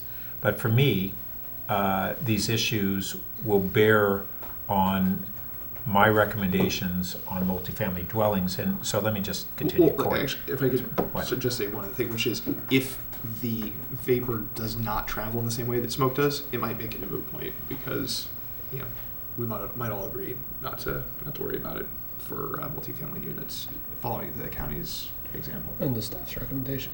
So let's go to that one then and dwell on that.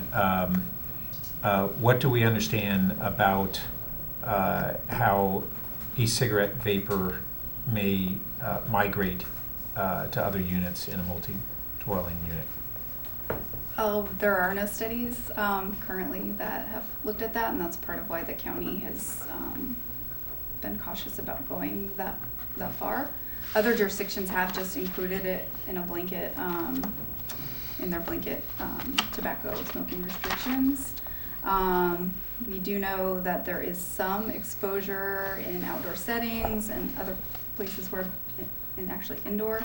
But the issue of the vapor traveling through ventilation systems has not been looked at. But, you know, I think there's probably some level that is being transmitted through those areas, and that they're starting to also look at the issue of third-hand vapor and similar to secondhand smoke, where it can stick to walls and curtains and things like that, that they're finding that some of the harmful chemicals are And when we're referring to vapor, is this on water vapor, or is it chemical vapors that are not on water droplets? if I understand your question. So vapor, I guess maybe I don't understand. Well, it's a your difference question. between a fume and a water vapor. And a water vapor can carry other materials. A fume is that particular material that's been put into a gaseous phase. Well, Yeah, you he's guys might know wondering more. if it's essentially in the water or if it's separate from the Because water. a water droplet will move in a more restricted manner and be more controllable than a fume. And I'm certainly not an expert on that question, but I know, I guess the more common term that the scientists are using is aerosol, and that they're finding it does contain high concentrations of ultrafine particles. So Do you happen to know, Phil? I don't. Yeah, I don't.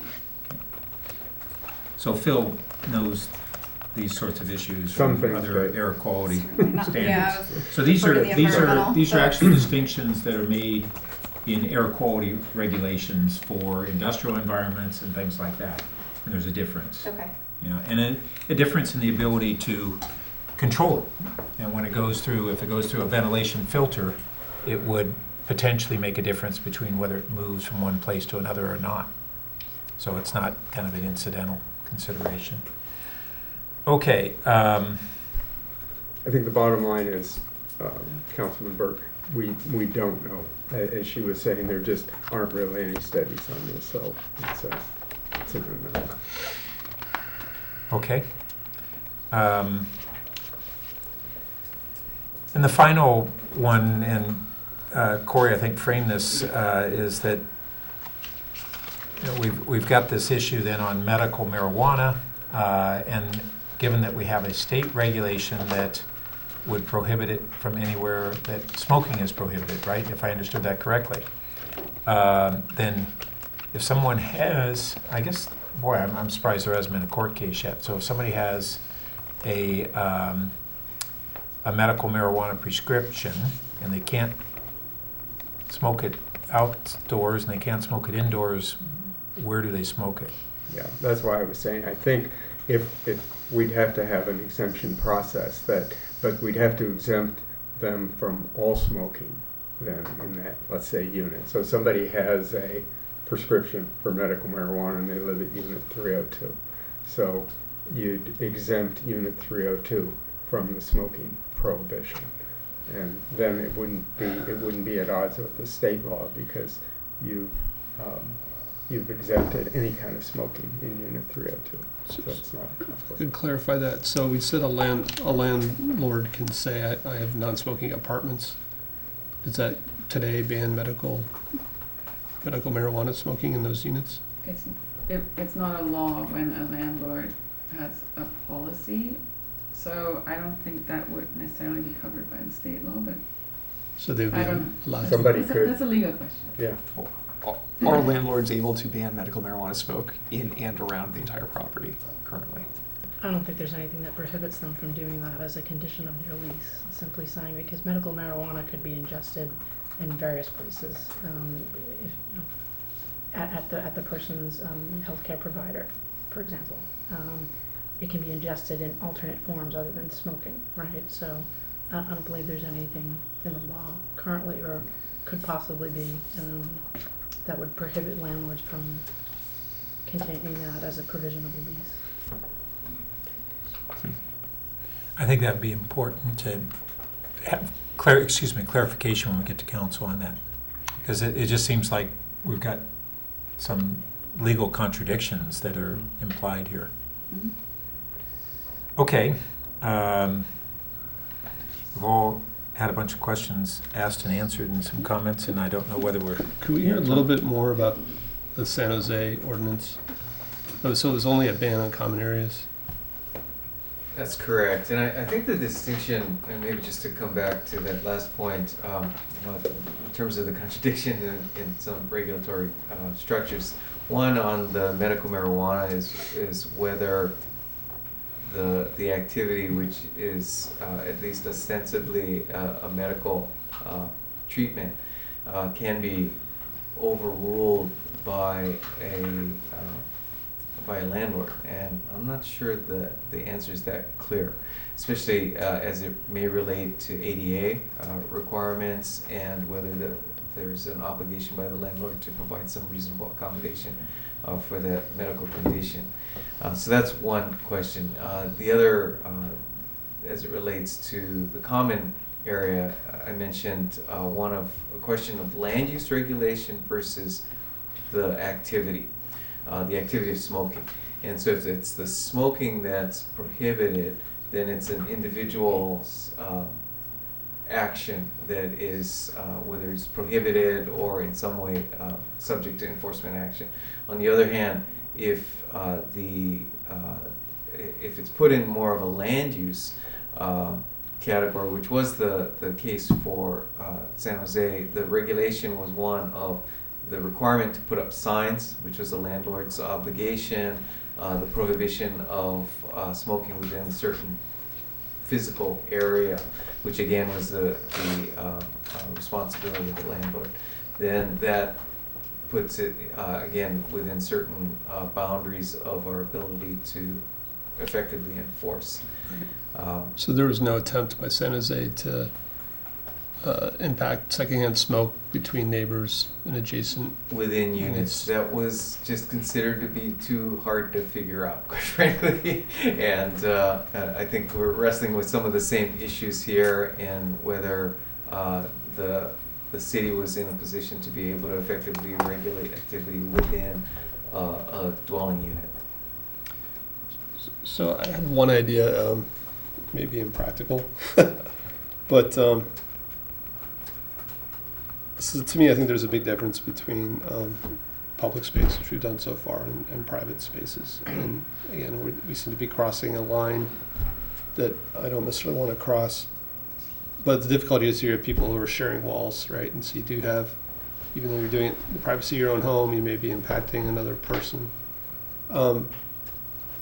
So I was starting to go down the lines of thinking about, well, what if we had an ordinance where it was up to the landowner, but they could create a smoking wing and a non-smoking wing, and we could specify no smoking in common areas and a certain distance between smoking units and non-smoking units. And then how do you do that practically? You'd probably have to grandfather it in, and just as leases expired, start to move the smokers together into one area. And I do like the idea of kind of focusing on education and kind of posting signs in the common areas. And then I do, at this point, I think we should allow e-cigarettes within apartment units, just like the county. It seems a little early to get ahead on that one. But, so that's one idea. I mean, it might be a little complicated. Yeah, and so as I was thinking about whether it's smoking wings or smoking units, if we were to eventually go down that path, and I'm not sure that we're ready to do that tonight, the issue, I think, would be, are there reasonable ways in which you can have exhausting outside the unit so that it doesn't go into a common ventilation system? So people have fans that exhaust through a roof with filters, and they're, tobacco smoke can be presumably filtered with carbon filters. Do you know, Phil? Is that? I think you can get rid of many of the carcinogens with a carbon. And we're talking about this would go up. Well, and maybe we'd even want to say that if you're going to have it in a unit, you'd have to have separate exhaust, but you'd have to have a carbon filter into the common unit as well. I think I'm not prepared to get into the engineering of this. I think it may be a future where basically we and apartment owners would have an obligation to assure that smoke doesn't, if it's still allowed in units, it doesn't get into other people's units and lungs. And I think there are engineering solutions, but I don't think we're ready to launch into that because we haven't seen anybody else do it to our knowledge, right? Have you heard of anybody who's just done it through kind of engineering requirements? No, but you would, since it would be a complaint-based enforcement process, if someone managed not to have smoke travel, no one would ever complain. So, it's certainly something that either apartments or smokers could consider, but it's not necessarily something that we need to put in the ordinance. So, Yep. Thinking of our ideal building ordinance for new buildings, though, you start to think about, shouldn't that be sort of a requirement? We've upgraded apartment complexes to deal with noise over the years, and why not smoke? If we were going to continue to allow it. Yeah. So, where I'm currently at is, I definitely think this should come back. I'm tempted to say it should come back to policy and services. I could go either way on that one. I think there are a few things that's going to need to come back with. I'm sorry, where else would it come back to? Or go straight to council. But our recommendation was their recommendation was to come back to policy and services, but I was just pointing out that is a decision. But, yeah, he mentioned earlier, as Phil mentioned, that we have that choice, and I would prefer that it come back to policy and services because we have a lot of questions. I was actually walking into tonight's meeting thinking, oh, this is easy, I was going to vote for this, and that was going to be a piece of cake, and it turns out there are a lot more questions. I had more questions than I expected as we got into it.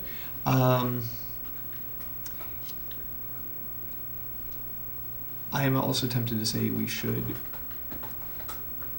when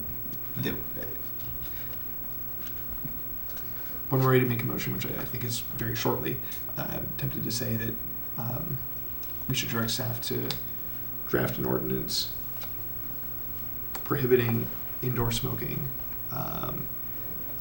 with allowances for designated smoking areas with guidelines about what those would look like, that those designated smoking areas could be outdoor or indoor, but that the guidelines would provide distance from openings and things like that. If you have an apartment complex and you want to have a smoking den, I think that's fine. Having it as a wing, this gets back to the question of airplanes and restaurants and hotels, where we've seen that trying to have separate wings within the same building doesn't seem to preclude smoke travel very well. One of the other big things about cigarette smoke, and apparently, and this is one of the other things that I think when I draft a motion, I'd be happy to take a stab at it in a couple minutes here. Again, I think we're going to want to ask staff to come back with whatever information you can find out about what is involved in is it aerosol, vapor, fume, smoke associated with e-cigarettes. But at least with cigarette smoke, it's not just your neighbors, it's also the next tenant in your unit. You know, the carcinogens that attach to the walls and the ceiling and the carpet, etc., provide a health risk to the next tenant.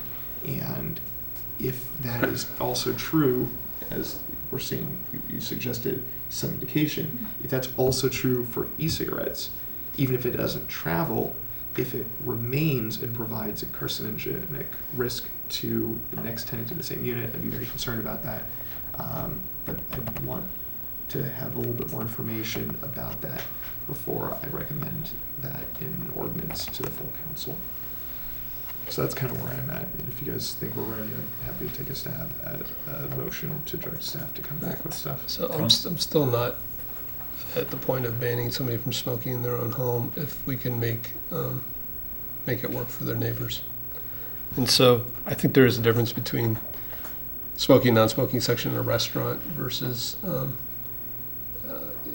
you know, I mean, another thing, instead of trying to get to contiguous units, is first of all, I think would leave it up to the landlord owner whether to allow smoking or not in their building generally.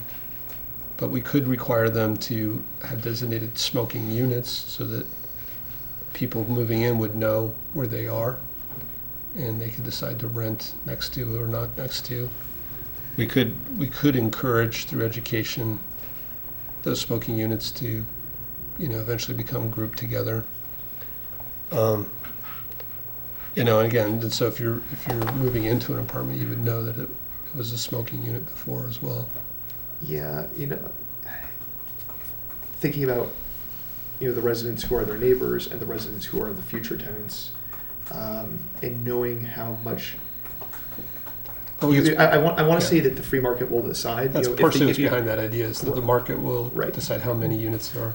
Partly recognizing, you know, not exclusively, but partly recognizing how restricted housing options are in Palo Alto. You know, I think that sometimes people don't have a lot of free market options. But if a landlord hears, I really want a non-smoking unit, they're not going to have very many smoking units in their inventory. Yeah, but again, the way you establish the benefits of a non-smoking unit are that it has never been a smoking unit because of the retention of dangerous chemicals in a smoking unit from somebody having smoked there for a long time. And the ability to restrict the movement of smoke from one unit to another within a multifamily, you know, complex is really difficult, from my understanding. Again, you know, we can get more evidence or studies, you know, and have staff pull something up and include it in our packet when it comes back to us. But that's at least my understanding, is that it is really, really tough to segregate and isolate smoke in that way, both spatially and temporally. And that's why I'm generally supportive of the ban, but still very concerned that we do provide a way for a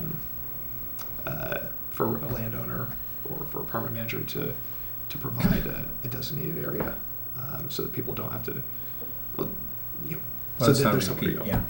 Yeah. So, not usually in favor of this action, but on this item out of the three, I'm still struggling with it, and I haven't heard a solution that seems, at this point in time, adequate to me.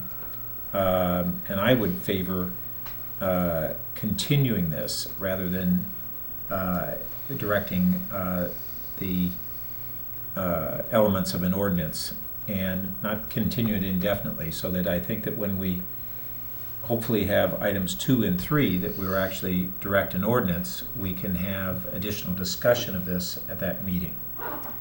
Can I ask a question? Is anything going to change? Do you have any questions?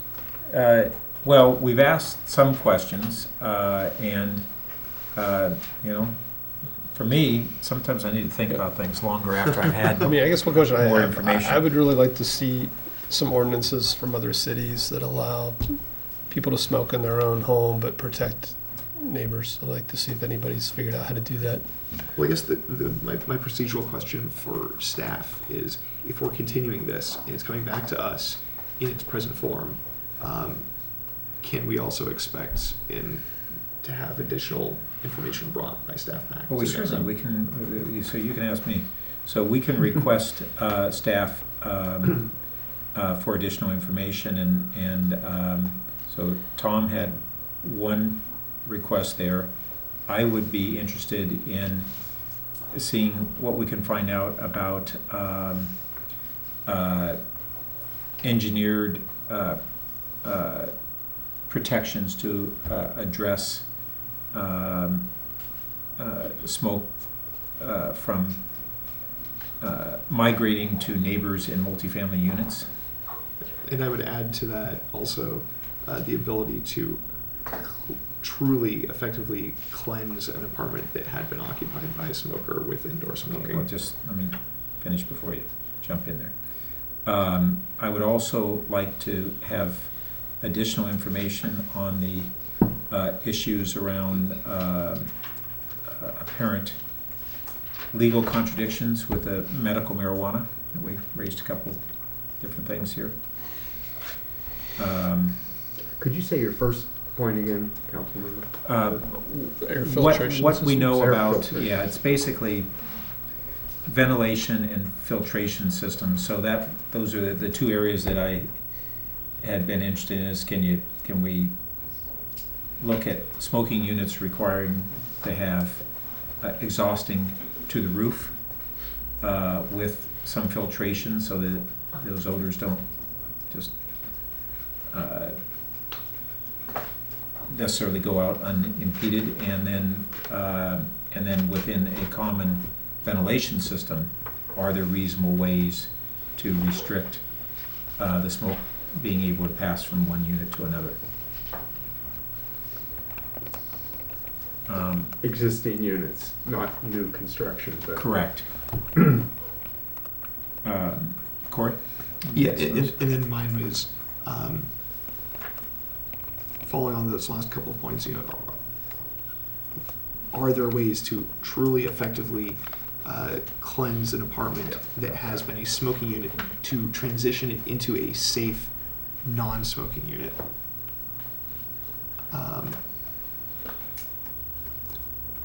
And then also further information about how chemicals that are produced by e-cigarettes travel or are retained in the environment.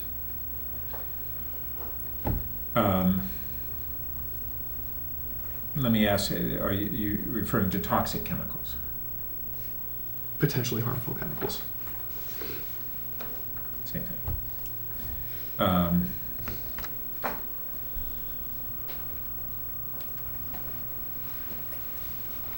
Well, and if I just would like to add to Corey's last one, it's not just how they transfer, but any information about the amounts. Because, we have, Prop 98, Phil, where we have reporting of any amount of any toxic material. 96, okay. Time passes. And there became a recognition that really wasn't a meaningful reporting. So I don't want, we encounter toxins throughout our days, all over the place. And then we suddenly pick a category and say, this particular one should have zero risk. And zero risk becomes defined by the latest instrumentation that no longer is just parts per million that we can measure, but parts per billion, and then we start getting an instrumentation that literally can go into parts per trillion. And we start defining public health risks according to how advanced our test equipment is as opposed to the public health risk. And so I just want to make sure we focus on public health risks. So did you move to continue this? So I would move that we continue item 1 and with the request for staff to return with any available information that can be obtained through, how shall we say, reasonable efforts. We won't do our own original research. Product development. Yes. And you're not going to be the guinea pig, I guess. Yeah. No. Good. I'll second All that. right, good. Any other discussion? All in favor? Okay, great. See if Mark's still awake. Who can grab Mark?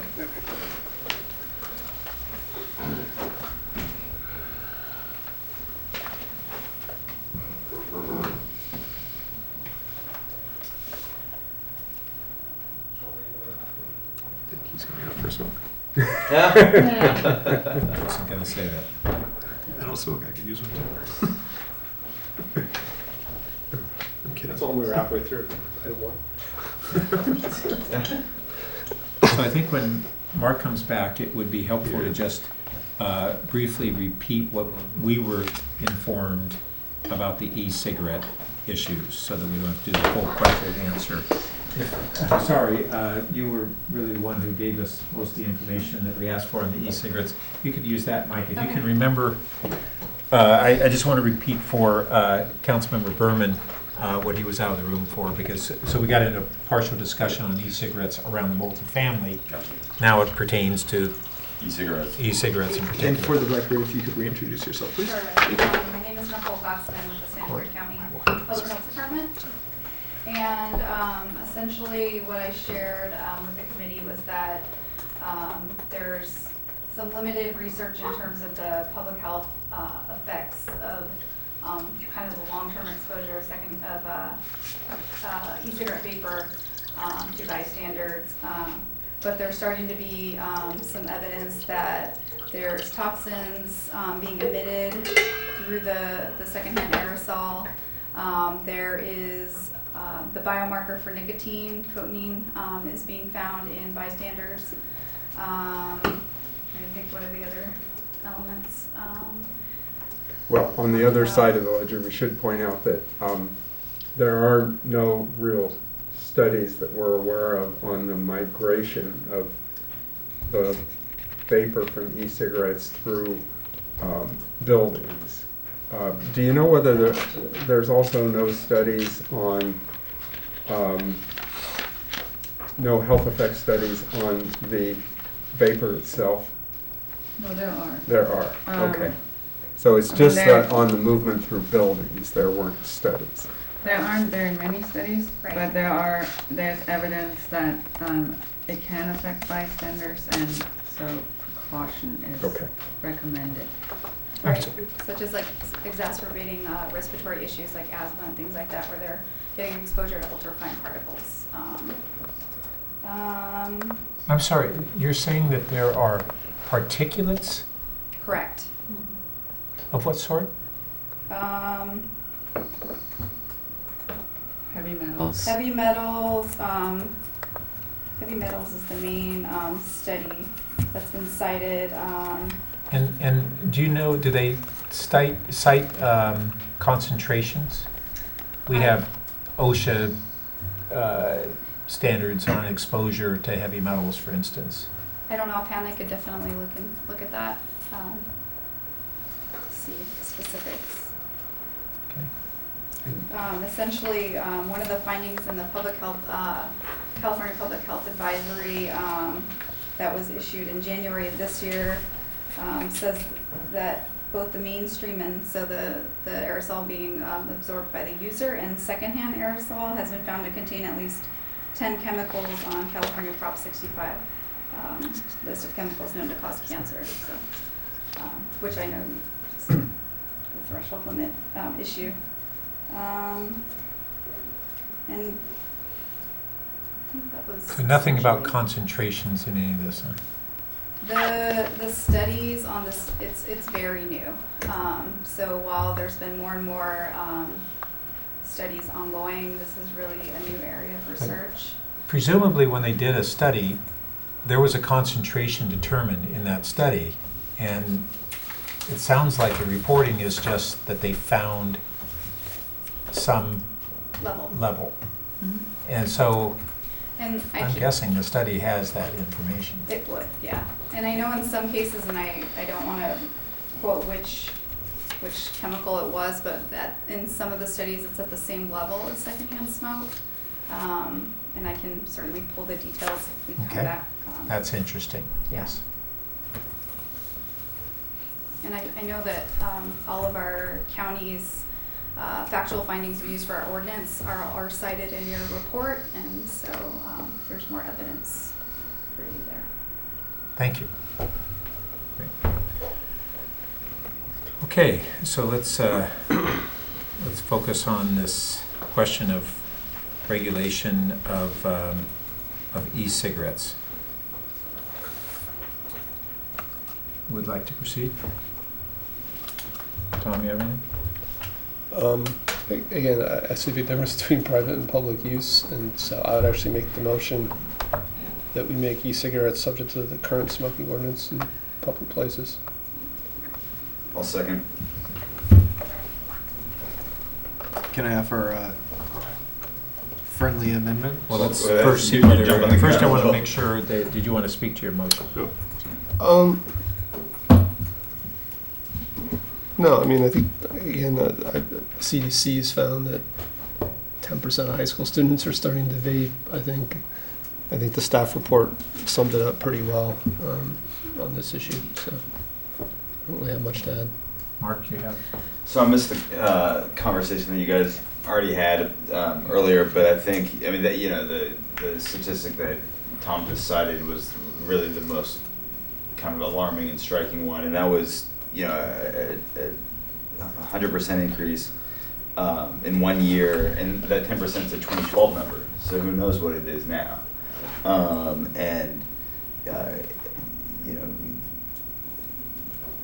there seemed to be, and we talked about it a bit, I can't remember when it was last year or earlier this year, or whenever it was, but I think the likely harm that's occurring to youth probably outweighs for me the potential benefits that it might be providing for others.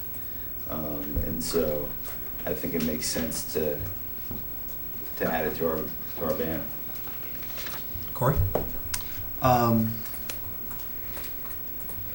Well, do we want to jump to part 3 at the same time and just look them together, or keep them all separate? All right. I'll be supporting the motion. Okay. So I think I will be supporting it as well. I have not seen the data that demonstrates that as a health risk to others, vapors are anywhere near equivalent to the significant health risks that we have from cigarette smoke. But I also think that there are some indications that there is health risks. I just haven't seen that it is equivalent health risk. And Mark, one of the things you're outside the room on, but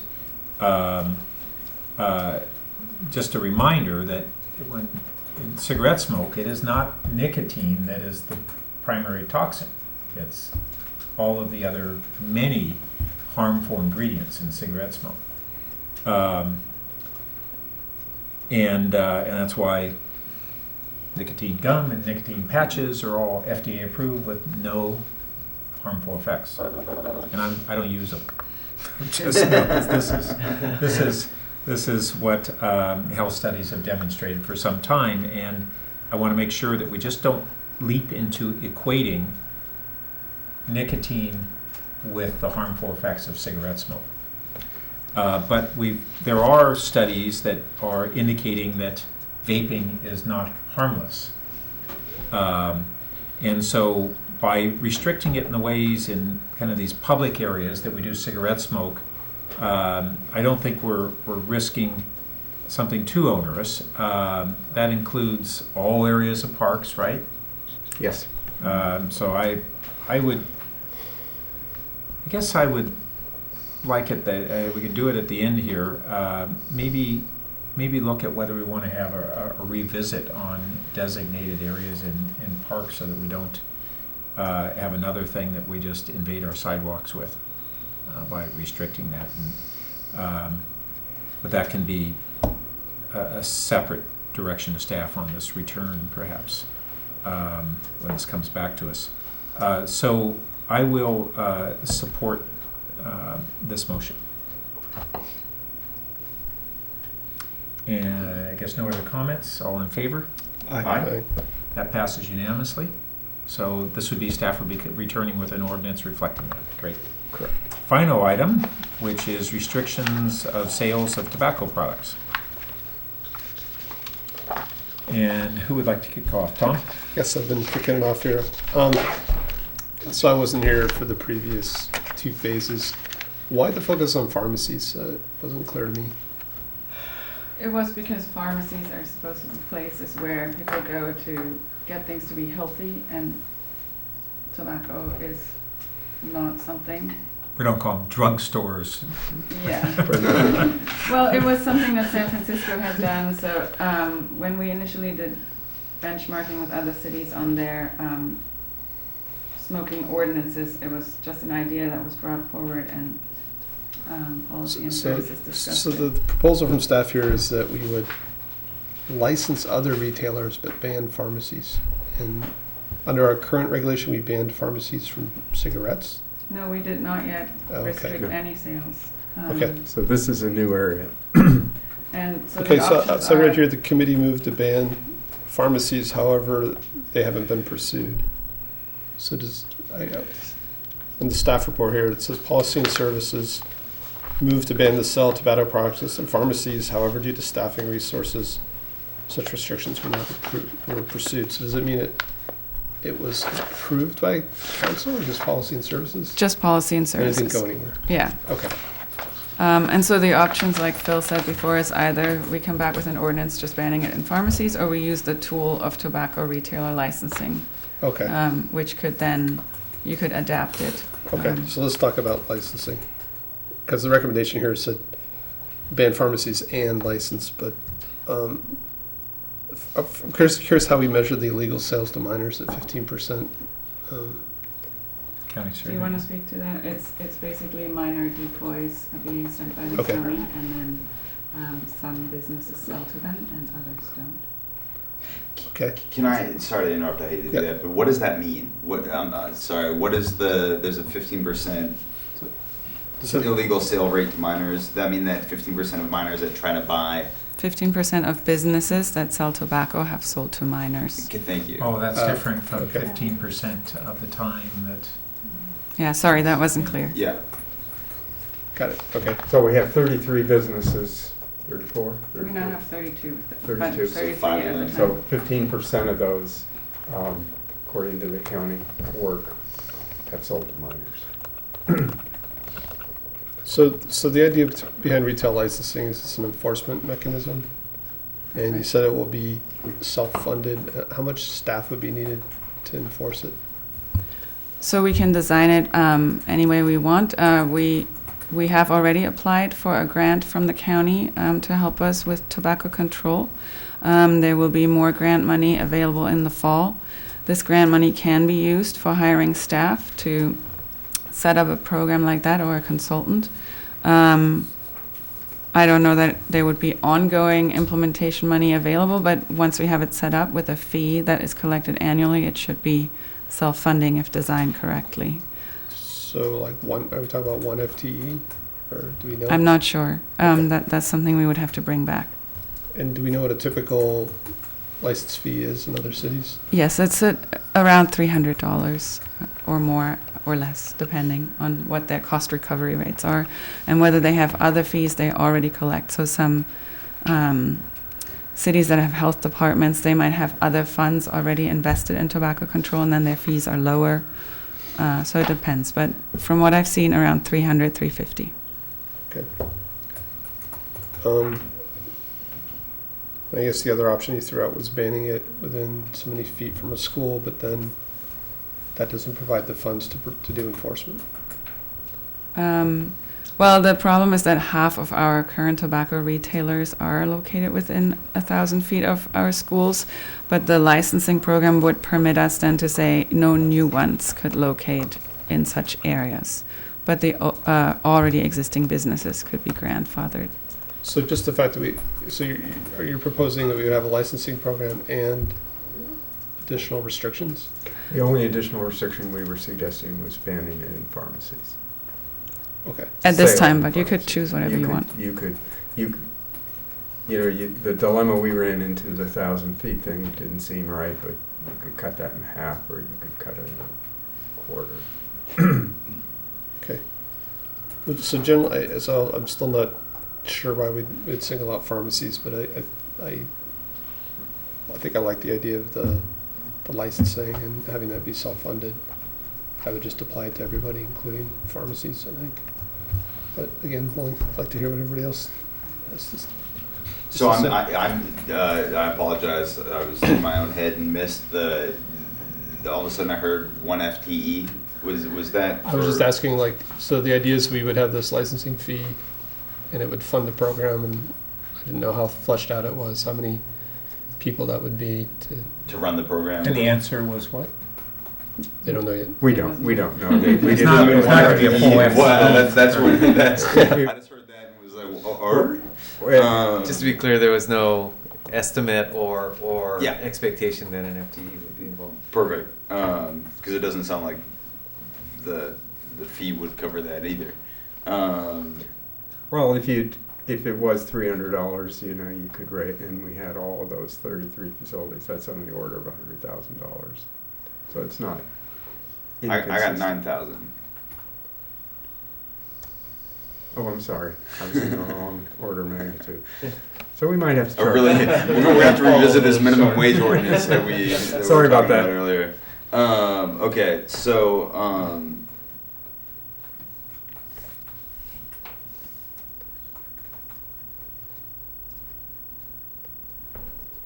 I don't really have any other questions.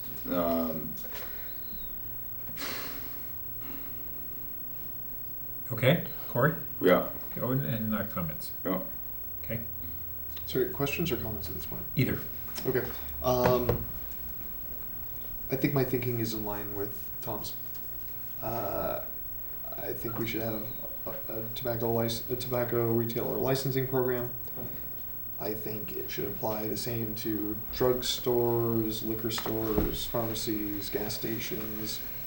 If we should have a clear set of standards, and if you meet the standards, you should be able to sell cigarettes.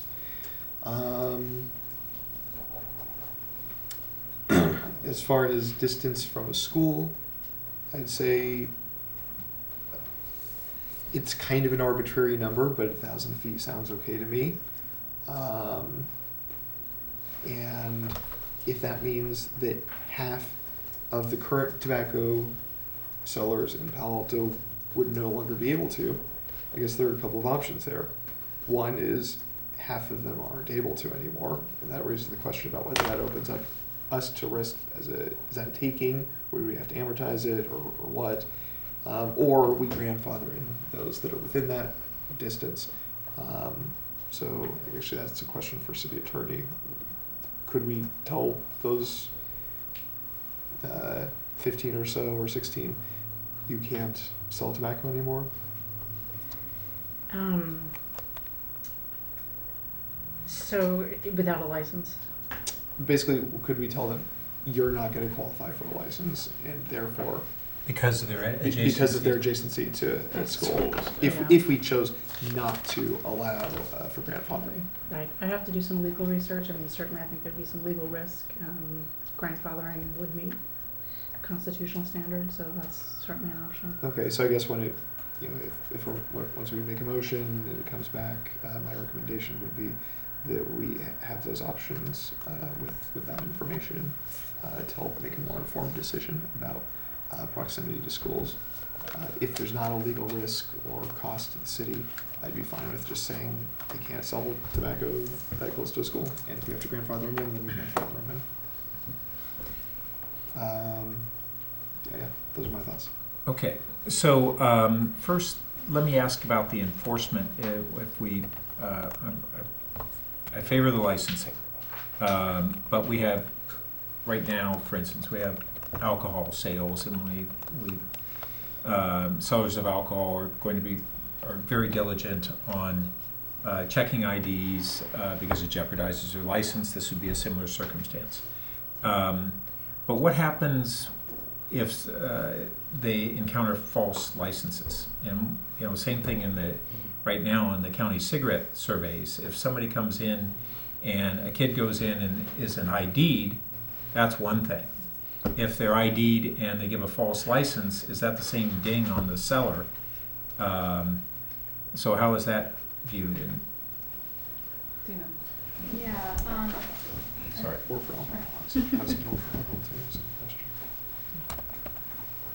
So there's a whole set of standards for how the, do I have to announce myself again? I'm Nicole Cox from the Public Health Department.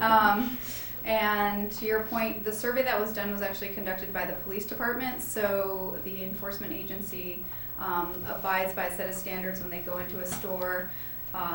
The minor that goes in has to have an issued ID and can't lie about their age. So there's no kind of entrapment issues going on with the minor lying about it or presenting a false identification.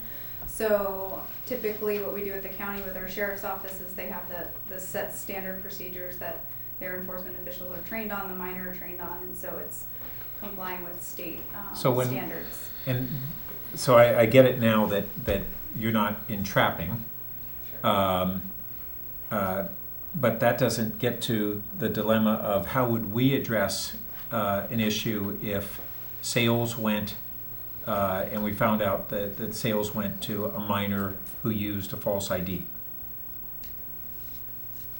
And I don't know how it operates in liquor now. What happens if somebody's got a false ID? Does somebody risk losing their liquor license if they sold to somebody with a false ID? They do? I believe so. It's ultimately, it's the ABC, it's called a permit or a license that's at risk. So in this case, in principle, it would be the tobacco license that would be at risk. I think we'd need to look into what enforcement mechanism, what appropriate level of resourcing would be necessary. Yeah. So I want to see something where sellers are going to exercise proper diligence and tighter controls than we presently have, and I think we'll get that out of a license. I want to be fair at the same time that if they're doing that diligence, that they don't get their license yanked because somebody had deceived them in a way that was not readily apparent. So that's my one concern there. And if we do have that strong enforcement and that they would jeopardize losing their license if they allowed it to be violated, then I'm less concerned about this distance issue. What is the point of the distance? My understanding is that you don't want to have these places selling to minors and that they get out of school and they go over to buy cigarettes at the local store. And so I tend to think that the most important thing is having the sellers enforce rigidly. And they'll be checking for IDs if they're going to lose their license. These that do sell them make money off their cigarettes. It's a high margin and high dollar amount these days sale. And the other thing about this distance issue is if we say schools, and are we meaning public schools? Are we meaning public or private schools? Are we including where we have educational uses like we were talking about last night, where we have them galore in every one of our shopping centers now, or certainly places like Midtown, and where you have all kinds of classes. And I would think that those would be similar. We'd want to treat them in a similar nature, but then that basically would prohibit sales from like anywhere near Midtown, for instance, and I imagine most of our other, it depends on where we draw the line on those uses. So I don't know, have we had any thought on what we put in this school category? Well, we weren't recommending that, so Oh, we I didn't see. do a lot of thinking about it. But what the survey from the county shows, and the number of half of our retailers within 1,000 feet of school includes both public and private. Okay, so I'm not presently so inclined to do this distance restriction, provided that we have the license and strong enforcement. But I am interested in capping the number of licensed sellers in the city, so that we don't have a proliferation in the future. And so that would be an element that I haven't heard people, colleagues really talk about, but that's something I'd be interested in doing. I mean, it seems like a pretty stable market. Are we expecting an explosion of cigarette sellers? I don't know. No. I just wonder if you could have unintended effects of dwindling number of sellers. If somebody ends up with a cigarette monopoly in Palo Alto. But I don't know. I don't feel very strong about it either way. But that would just be the concern. I mean, I think it's a fine idea. You know, I agree that you don't want a monopoly on them, but I think if you set, you know, if it's 33 now and you set it at, I mean, I'd be fine with you setting it at 33, frankly. But if you want to set it at 40 to, you know, have a little leeway, you know, I think that's high enough that, you know, we're not being draconian. Yeah, I'm not interested in expanding the number of sellers in the city. Yeah. And I'd be fine. you know, I'm not saying we shut anybody down, but maybe we cap it at our current number. I don't have a problem with it. In response to your questions about the thoughts on school proximity, I think you make a good point. I can be convinced, and you know, I'm not going to push strongly on the school proximity restriction, but also, or conversely, I'm not sold on the idea of capping the number. I don't think it's necessary. I don't. Yeah, as Tom said, it seems like a pretty stable market. If the market wants it and people aren't giving them to kids and people aren't smoking them in public places, you know, I'm fine with more places providing it. My concern is how they end up getting used and by whom. Could I just say something in defense of our recommendation to restrict them at pharmacies? I don't think we... I think why CVS did it themselves is because they didn't want to have a mixed message at their facility. They didn't want to be saying, here, come to our facility and stay healthy and get well, and this is what you do when you come to our facility, is you stay healthy, you get well. This is the kind of facility we are. And to also sell cigarettes is like, especially to young people that might be legal but just barely legal, you know, they just decided that's not the image they wanted of their store. So there isn't a really super great logic to it. Other communities have done it, and that's the reason, is so that messaging to the community is very clear. Cigarettes don't go along with getting healthy or staying healthy. That's not what cigarettes are about. So it's a messaging reason, and I'll just leave it at that. It's totally up to you, but I did want to defend it a little bit since we made that recommendation. How many of the 33 are pharmacies? 4. And 3 are from the same chain, Walgreens. Yeah. And one does worry me a little bit, that Safeway on Middlefield. You're counting Safeway? Yeah, Yes, we're counting Safeway. They have a pharmacy there. And, you know, they're a magnet for kids after school. The Safeway is. I don't know if you can make the same argument about the Walgreens, but... All right. So, there's interesting intersections here. So, I actually think that the argument about, the messaging argument about prohibiting cigarette sales in pharmacies to send a message. Jeez, we're late. Yeah, I gotta be prepared to set it. Anyway, I think the messaging thing, it also applies to the distance from schools things. You know, yeah, in the same way that you don't want to, you know. Anyway, I don't think we need to ban it in pharmacies. They have a whole aisle full of things that cause diabetes, and they sell them to kids every day, or 2 aisles full of things that sell diabetes. All right. Well, let's move toward action. Yeah.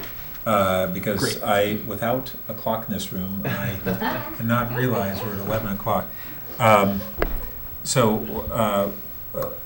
Let's have someone put a motion out. Not everyone jump around. So, I mean, I'll give it a shot, assuming there seems to be one point of contention, but, so I'll move that we enact a tobacco retail license, tobacco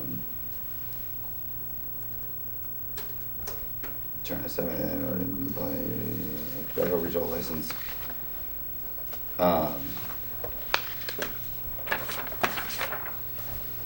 I'll just stick with that for now. Yep, I would second that. Okay. Any further discussion on your motion? Comments? No. Corey? So we're clear, are we directing staff to bring it back to policy and services or to council? I'm fine with, I mean, I'd be fine with council unless there seemed to be, I don't know if there's follow-up items on this one. We're not doing the 1,000 feet, so the grandfathering shouldn't be an issue. So we continued the first item. I'd be fine sending the other 2 to council. But does it make sense to split them up? I think it does. It would allow us to move the ball forward. To move the 2 as soon as this passes. Yeah. And what did, number 2, did we say to bring the ordinance to council, not to? You didn't say. Okay, so then we need to add that direction. Should we do that after? Let's do this wrap this, and then go back and do that. Sure, whatever. I mean, just for. Okay, so that this would be an ordinance to council. Okay. Any other discussion? All in favor? Aye. All right. So then we need to entertain direction on whether number 2 would return to policy and services or go on to council for an ordinance. And move it goes to council. Second. Okay. Discussion? No? All in favor? Aye. Okay. Thank you. Thank you. Thank you, guys. All right, so our next meeting is... 21st. Sorry, 21st. Thank you. 21st. And just to refresh on the agenda items. With Cash being out on vacation, we did not receive an update, and I did verify against the current tentative. There are no items on the current tentative. So as soon as Cash gets back, I will. We could have a quick meeting. I move that we adjourn that meeting too. I thought we had the given protocols. Is that the what? The protocol discussion? Yeah, I think that's right. I think we were rolling over the protocol discussion. Pat, given that you decoupled 2 and 3 from 1, we could bring 1 back anytime, but my suggestion would be give us until after your break and we'll have better information. You know, it'll allow us to look at those studies and see what are the compounds, what were the levels, what do we know about the carcinogenic effects. Great. Thanks, Phil. Yeah. All right, y'all. Night. All right. Good night. Everybody else going over there.